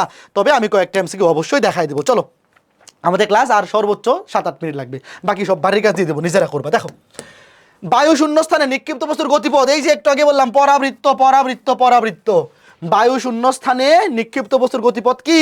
পরাবৃত্ত। তোমাকে বলছে 19.6 মিটার পার সেকেন্ড আদিবেগে, ভূমির সাথে 45 ডিগ্রি কোণে, দেখো এই যে আদিবেগ, তো এটা হচ্ছে আদিবেগ আর এটা হচ্ছে আলফা, ভূমির সাথে 45 ডিগ্রি কোণে নিক্ষিপ্ত বস্তু সর্বাধিক কত মিটার উচ্চতায় উঠবে? দেখো সূত্র কি, h equal to u square sine square alpha by 2g। শোনো, এগুলো আমি করে দিব না, তোমরা উত্তর করে মিলাবা, ঠিক আছে? দেখো ইউ এর মান 19.6 metre per second, alpha 45 degree এবং জি এর মান 9.8, নিজেরা করবা। হ্যাঁ, ওকে। তারপরে দেখো সেম প্রশ্ন, সেম প্রশ্ন, এত বেগে এত ডিগ্রি কোণে নিক্ষিপ্ত বস্তুর সর্বাধিক উচ্চতা, প্রক্ষিপ্ত বস্তুর সর্বাধিক উচ্চতা, সেম সূত্র, same u square sine square alpha divide by 2g। ঠিক আছে? তারপরে দেখো সেম সেম প্রশ্ন, সর্বাধিক কত উপরে? ভাই এটা কত আসবে, এগুলো আর কত আসবে? ভাই শোনো, এই প্রাসের ক্ষেত্রে সর্বাধিক উচ্চতা, বিচরণকাল এবং আনুভূমিক পাল্লা, এইগুলা দিয়ে প্রশ্ন এত বেশি আসে যে এগুলার করে দিব না। দেখো এই যে ভ্রমণকাল, ভ্রমণকাল, ভ্রমণকাল মানে কিন্তু টোটাল বিচরণকাল, 2u sin alpha divide by g, 2u sin alpha divide by g. দেখো আদিবেগ দেওয়া আছে, এই জায়গায় ফুট, দেখো এটা ফুটে আছে, ফুটে কিন্তু জি এর মানও 32 ফুট পার সেকেন্ড স্কয়ার, এটা করেই দিই তাহলে। দেখো 2 ইন্টু আদিবেগ হচ্ছে 32 ইন্টু সাইন আলফা কত, সাইন 30, নিচে দেখো ফুটে জি এর মানও কিন্তু 32, জি এর মানও কিন্তু 32, তাহলে খেয়াল করে দেখো 32 কাটা, সাইন 30 এর মান কত, সাইন 30 এর মান হচ্ছে 1/2, তাহলে 2a কাটা, উত্তর 1, উত্তর 1 সেকেন্ড। দেখছো কত সুন্দর একটা ম্যাথ? এগুলো সব হাউস ওয়াইফ ভাই, এগুলো আসলে করে দেওয়া উচিত না, এগুলো আসলে করে দেওয়া উচিত না, এরকম সবগুলো হাউস ওয়াইফ। এই দেখো ইউ আদিবেগে অনুভূমিকের সাথে আলফা কোণে প্রক্ষিপ্ত বস্তুর আনুভূমিক পাল্লা, আনুভূমিক পাল্লা মানে কি আর, সূত্রটা দেখো, সূত্র কি you square sine 12 by g. ভাই তোমার তো আর পরীক্ষায় লেখা লাগবে না, তুমি ডিরেক্ট সূত্রটা দাগাবা, আমি তোমাকে লিখে দিচ্ছি u square sine 12 by g. কই u square sine 12 by g, এই যে u square sine 12 divided by g. এই বাকিগুলা বাড়ির কাজ, বাকিগুলা সব বাড়ির কাজ, এগুলা করে দিব না, এগুলা করে দিব না। হ্যাঁ, পাল্লা চাইছে, দেখো ফুটে আছে, তাহলে ফুটে জি এর মান 32। দেখো এখানে কিন্তু ভালো মানুষ প্রশ্নে উত্তর মানে জি এর মানটা দিয়ে দিছে, মানে এটা কিন্তু মুখস্থ রাখতে হবে। ফুট পার সেকেন্ড মানে ফুট এবং সেকেন্ডে জি এর মান হচ্ছে, ফুটে হচ্ছে 32 ফুট পার সেকেন্ড স্কয়ার, তো এটা কিন্তু মুখস্থ রাখতে হবে। তারপরে দেখো আবার আণবিক পাল্লা, এগুলা আবার আণবিক পাল্লা, দেখো অবশ্যই পারা উচিত। এরপরে দেখো কখন বস্তুটি আণবিক, এই যে এটা একটা সুন্দর প্রশ্ন, দেখো কি বলছে, অনুভূমিকের সাথে 30 ডিগ্রি কোণে এত মিটার পার সেকেন্ড বেগে একটি বস্তু প্রক্ষিপ্ত হলো, কত সময় পরে বস্তুটি আনুভূমিকভাবে চলবে? এই তোমরা কি জিনিস জানো একটা বস্তু কখন আনুভূমিকভাবে চলবে? একটা বস্তু তার সর্বোচ্চ উচ্চতায়, আমি আবার বলেছি, দেখো এটা কিন্তু খুবই চমৎকার একটা প্রশ্ন, খুবই চমৎকার প্রশ্ন। দেখো একটা বস্তু যখন তার সর্বোচ্চ উচ্চতা থাকে, প্রাস যখন তার সর্বোচ্চ উচ্চতা থাকে, তখন তার বেগের দিক হয় একদম ঠিক আনুভূমিকের সমান্তরালে। খেয়াল করে দেখো, প্রাস যখন তার সর্বোচ্চ উচ্চতার বিন্দুতে থাকে, সেখানে তার বেগের দিক হয় একদম অনুভূমিকের সমান্তরালে, মানে অনুভূমিক বরাবর। বুঝছো? তার মানে এই যে প্রশ্নটা দেখো, তোমাকে একটু বাংলা ভাষার মার পেঁচে ফেলাই দিছে। তোমাকে বলছে যে কত সময় পর বস্তুটি আনুভূমিকভাবে চলবে। আনুভূমিকভাবে চলবে মানে কত সময় পর বস্তুটি সর্বোচ্চ উচ্চতায় থাকবে। বুঝছো? তার মানে সর্বোচ্চ উচ্চতায় ওঠার প্রয়োজনীয় সময় চাইছে। তো সর্বোচ্চ উচ্চতায় ওঠার প্রয়োজনীয় সময় শুধু u sine alpha by g. এই মনে আছে, টোটাল বিচরণকাল ছিল 2u সাইন আলফা বাই জি। আর সর্বোচ্চ উচ্চতায় উঠার বা সর্বোচ্চ উচ্চতা থেকে আবার ভূমিতে ফেরত আসার প্রয়োজনীয় সময় শুধু u sine alpha by g. Just বসাই দিবা, বসাই উত্তর মিলে হলো। ঠিক আছে, তারপরে এটা দেখো কি বলছে, আনুভূমিকের সাথে আলফা কোণে ইউ বেগে প্রক্ষিপ্ত কণার আণবিক পাল্লা এত, প্রক্ষেপণ কোণ কত হলে আর বৃহত্তম হবে? দেখো এটা মুখস্থ করতে বলছিলাম, প্রক্ষেপণটা মুখস্থ করে ফেলো। আলফা এর মান 45 ডিগ্রি হলে আর ম্যাক্সিমাম হবে, মনে আছে? আলফা সমান 45 ডিগ্রি হলে আর ম্যাক্সিমাম হবে। আর মানে হচ্ছে এখানে আনুভূমিক পাল্লা ম্যাক্সিমাম হবে। ঠিক আছে, তারপরে দেখো এখানে এই দেখো কি বলছে, প্রক্ষেপকের ভ্রমণকালটি আণবিক পাল্লা আর হবে, এইটা টাইপিং মিস্টেক হয়ে গেছে। হ্যাঁ, আণবিক পাল্লা হবে আর, আণবিক পাল্লা খেয়াল করে দেখো, আণবিক পাল্লা কত আর। অনুভূমিকের সাথে প্রক্ষেপকের কোণ আলফা হলে টি স্কোয়ার বাই আর। এই দেখো এই যে দুইটা সম্পর্ক করছিলাম, দেখো মনে আছে? একটা ছিল টেন আলফা সমান 4h বাই আর, একটা হচ্ছে টেন আলফা সমান 4h বাই আর, আর একটা ছিল টেন আলফা সমান জিটি স্কোয়ার বাই 2r। মনে আছে? এই দেখো কমন পড়ে গেছে, জিটি স্কোয়ার বাই 2r। এই দেখো এখানে কার সম্পর্ক চাইছে, দেখো টি স্কোয়ার বাই আর। এই দেখো এইটা কোনটা দিয়ে করবো বলো? দেখো বুঝে ফেলছো না যে এটা ইউজ করতে হবে? এইটা যদি এইচ এবং আর এর মধ্যে সম্পর্ক বলতো তাহলে টেন আলফা সমান 4h বাই আর, ওইটা ইউজ করতাম। এখানে যেহেতু টি স্কোয়ার বাই আর এর সম্পর্ক চাইছে, তাহলে টেন আলফা সমান জিটি স্কোয়ার বাই 2r। দেখো টেন আলফা সমান জিটি স্কোয়ার বাই 2r। তাহলে এখন দেখো এখানে আলফা কত দেওয়া, আচ্ছা আলফা দেওয়া নাই, আলফা সেমনি আছে। তাহলে এখান থেকে দেখো কত আসে, টি স্কোয়ার বাই আর কত হবে? টি স্কোয়ার বাই আর হবে 2 tan alpha by g. 2 tan alpha, এখানে কোনো ভ্যালু দেওয়া নাই, এইভাবে বসাই দিব। 2 tan alpha by g, 2 tan alpha divide by g, 2 tan alpha divide g. এই যে 2 tan alpha divide by g. কথা বুঝছো? খুবই সিম্পল না, যে এখান থেকে আর গুণ করে দাও, টি স্কোয়ার বাই আর থাকবে, 2 হয়ে যাবে, 2 টেন আলফা গুণ হয়ে যাবে আর জি দিয়ে ভাগ। কথা বুঝছো? একদম সহজ না? তারপরে এখানে কি বলছে দেখো, ভাই আমাদের ক্লাস কিন্তু শেষ। একটি কণা ভি বেগে নিক্ষিপ্ত হলে তার আণবিক পাল্লা লব্ধ সর্বোচ্চ উচ্চতা 4 গুণ। দেখো এই আনুভূমিক পাল্লা সর্বোচ্চ উচ্চতা 4 গুণ, মানে আর সমান 4h। আনুভূমিক পাল্লা লব্ধ সর্বোচ্চ, লব্ধ মানে প্রাপ্ত, সর্বোচ্চ উচ্চতা 4 গুণ। তাহলে আর এবং এইচ এর মধ্যে সম্পর্ক দেওয়া। তোমাকে বলছে আলফা এর মান কত, প্রক্ষেপণ কোণ। এই যে দেখো, এই যে টেন আলফা সমান 4h বাই আর। দেখো এইচ এবং আর এর মধ্যে সম্পর্ক, এই দেখো এইচ এবং আর এর মধ্যে সম্পর্ক। এই মনে থাকবে না সম্পর্ক দুইটা, একটা হচ্ছে টেন আলফা সমান 4h বাই আর, আর একটা হচ্ছে জিটি স্কোয়ার বাই 2r। ভাই এই দুটো সম্পর্ক কিন্তু খুব কাজের। দেখো সূত্রটা কি, 4h বাই আর। তার মান বসায় দাও, আর এর মান বসায় দাও। দেখো টেন আলফা সমান আর এর মান কত, 4h। তাহলে 4h বাই 4h মানে কত, 1। তা 1 এর মান, 10 কত ডিগ্রি মান 1, এগুলো মনে ভাই, এগুলো কিন্তু মনে 10, এগুলো তুমি আমি লিখতেছি, তোমার লেখা লাগবে না। 10 কত ডিগ্রি মান 45 ডিগ্রি, সরি 10 কত ডিগ্রি মান 1, 45 ডিগ্রি মান 1। এই বুঝছো?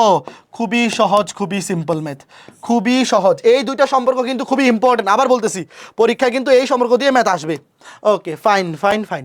তারপরে দেখো, একটি প্রক্ষেপকের বৃহত্তম পাল্লা আণবিক পাল্লার দ্বিগুণ হলে প্রক্ষেপক কোণ কত? দেখো খেয়াল করে দেখো প্রশ্নটাতে কি বলছে, একটি প্রক্ষেপকের বৃহত্তম পাল্লা আণবিক পাল্লার দ্বিগুণ। এই বৃহত্তম পাল্লা মানে কি মনে আছে? আর ম্যাক্সিমাম এই কি হয়, ইউ স্কোয়ার বাই জি। মনে আছে?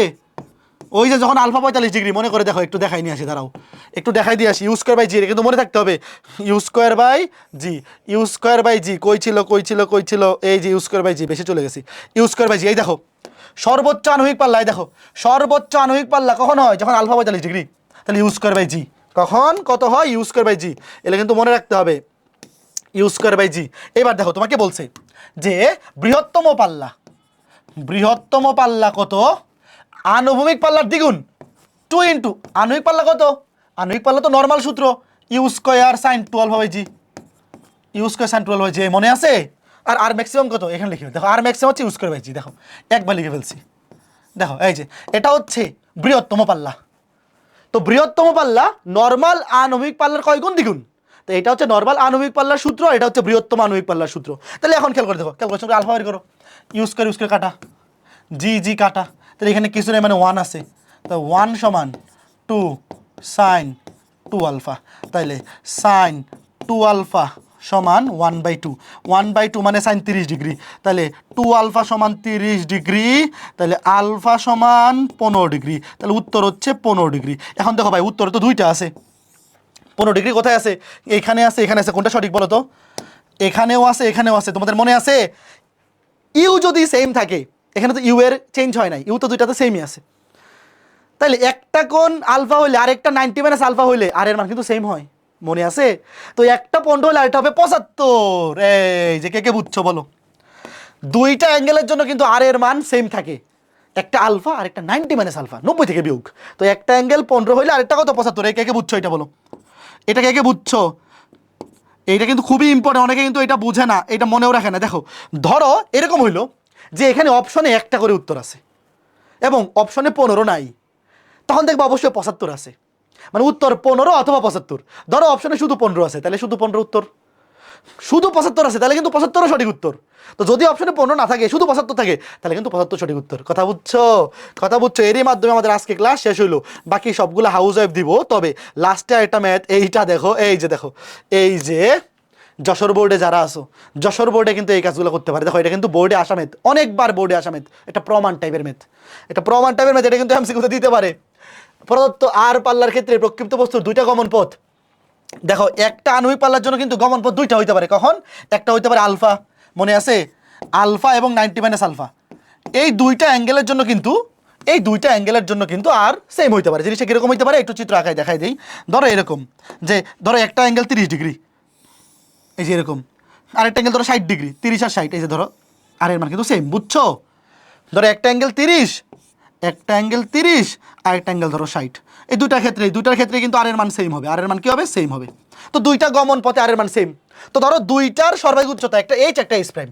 ধরো এই যে এটার সর্বাধিক উচ্চতা ধরো এইচ, আর এইটার সর্বাধিক উচ্চতা ধরো যে এইচ প্রাইম। ধরো এটা সর্বাধিক উচ্চতা কত? এটা ধরো এইচ প্রাইম। তোমাকে বলছে নিচের কোনটি সঠিক। দেখো এটা হচ্ছে প্রমাণ টাইপের ম্যাথ, এটা বইয়ের মধ্যে প্রমাণ ছিল যে প্রমাণ করো যে আর সমান 4 × √h × h প্রাইম। এটা মুখস্থ করে ফেলো, এটা এমসিকিউতে কিন্তু আসতে পারে যে কোনো বছর। এখনো পর্যন্ত বোর্ডে এটা আসে নাই, বাট যে কোনো বছর এটা বোর্ড পরীক্ষায় এমসিকিউতে চলে আসতে পারে যে একই আরের জন্য দুইটা সর্বাধিক উচ্চতা পাওয়া যাবে, কারণ গমন পথ তো দুইটা, একটা আলফা, একটা অ্যাঙ্গেল, একটা প্রক্ষিপ্ত কোণ আলফা হইলে আরেকটা প্রক্ষিপ্ত কোণ প্রক্ষেপক কোণ হইতে পারে আলফা 90 মাইনাস আলফা। তো দুইটার একটা সর্বোচ্চ উচ্চতা এইচ, একটা এইচ প্রাইম হইলে সম্পর্কটা কি? আণবিক পাল্লা equal to 4 × √h × h prime. এটা মুখস্থ করা হয়েছে, এটা তোমাদের বইয়ের মধ্যে দেখবা যারা এই অধ্যায়টা পড়ছো। এই ম্যাথটা কিন্তু বোর্ডে অনেকবার আসা রিটেন টাইপের ম্যাথ। তোমাকে বলে যে প্রমাণ করো যে বা দেখাও যে আর সমান 4 × √h × h প্রাইম। তো এটা মুখস্থ করে ফেলো। তো এই ছিল আমাদের আজকে ক্লাস। আর বাকিগুলো হাউস ওয়াইফ, এটা হাউস ওয়াইফ নিজেরা করবা। এখানে ম্যাথ আছে কয়টা টোটাল দেখো, এর মাধ্যমে আমাদের সমতলে বস্তুকণার গতি অধ্যায় শেষ হলো। 61টা ম্যাথ আছে। তো এই 61টা প্রশ্নে আমি সবগুলো এমসিকিউ টাইপ কভার করে দিছি। সমতলে বস্তুকণার গতি অধ্যায় ভাই টাইপের সংখ্যা খুব বেশি না। সমতলে বস্তুকণার গতি অধ্যায়ে টাইপের সংখ্যা মানে এমসিকিউ এর জন্য প্রয়োজনীয় টাইপের সংখ্যা খুবই কম। জাস্ট এই ক্লাসটাতে আমি সবগুলো টাইপ কভার করে দিছি। যদি তুমি এই 61টা এমসিকিউ নিজে ভালো মতো বুঝে এবং এই কনসেপ্টগুলো আমি যে সূত্রগুলো দেখাইছি, যা যা বলছি ওইভাবে যদি প্র্যাকটিসটা করো এবং যে ম্যাথগুলো হাউস ওয়াইফ দিছি নিজে নিজে করে প্র্যাকটিস করে যাও, তাহলে আশা করি বোর্ড পরীক্ষায় কিংবা কলেজের পরীক্ষায় বা যে কোনো পরীক্ষায় এই অধ্যায়ের এমসিকিউ নিয়ে আর কোনো সমস্যা হবে না। তো সবাই ভালো থাকো, সুস্থ থাকো, সবার জন্য অনেক শুভকামনা। টাটা।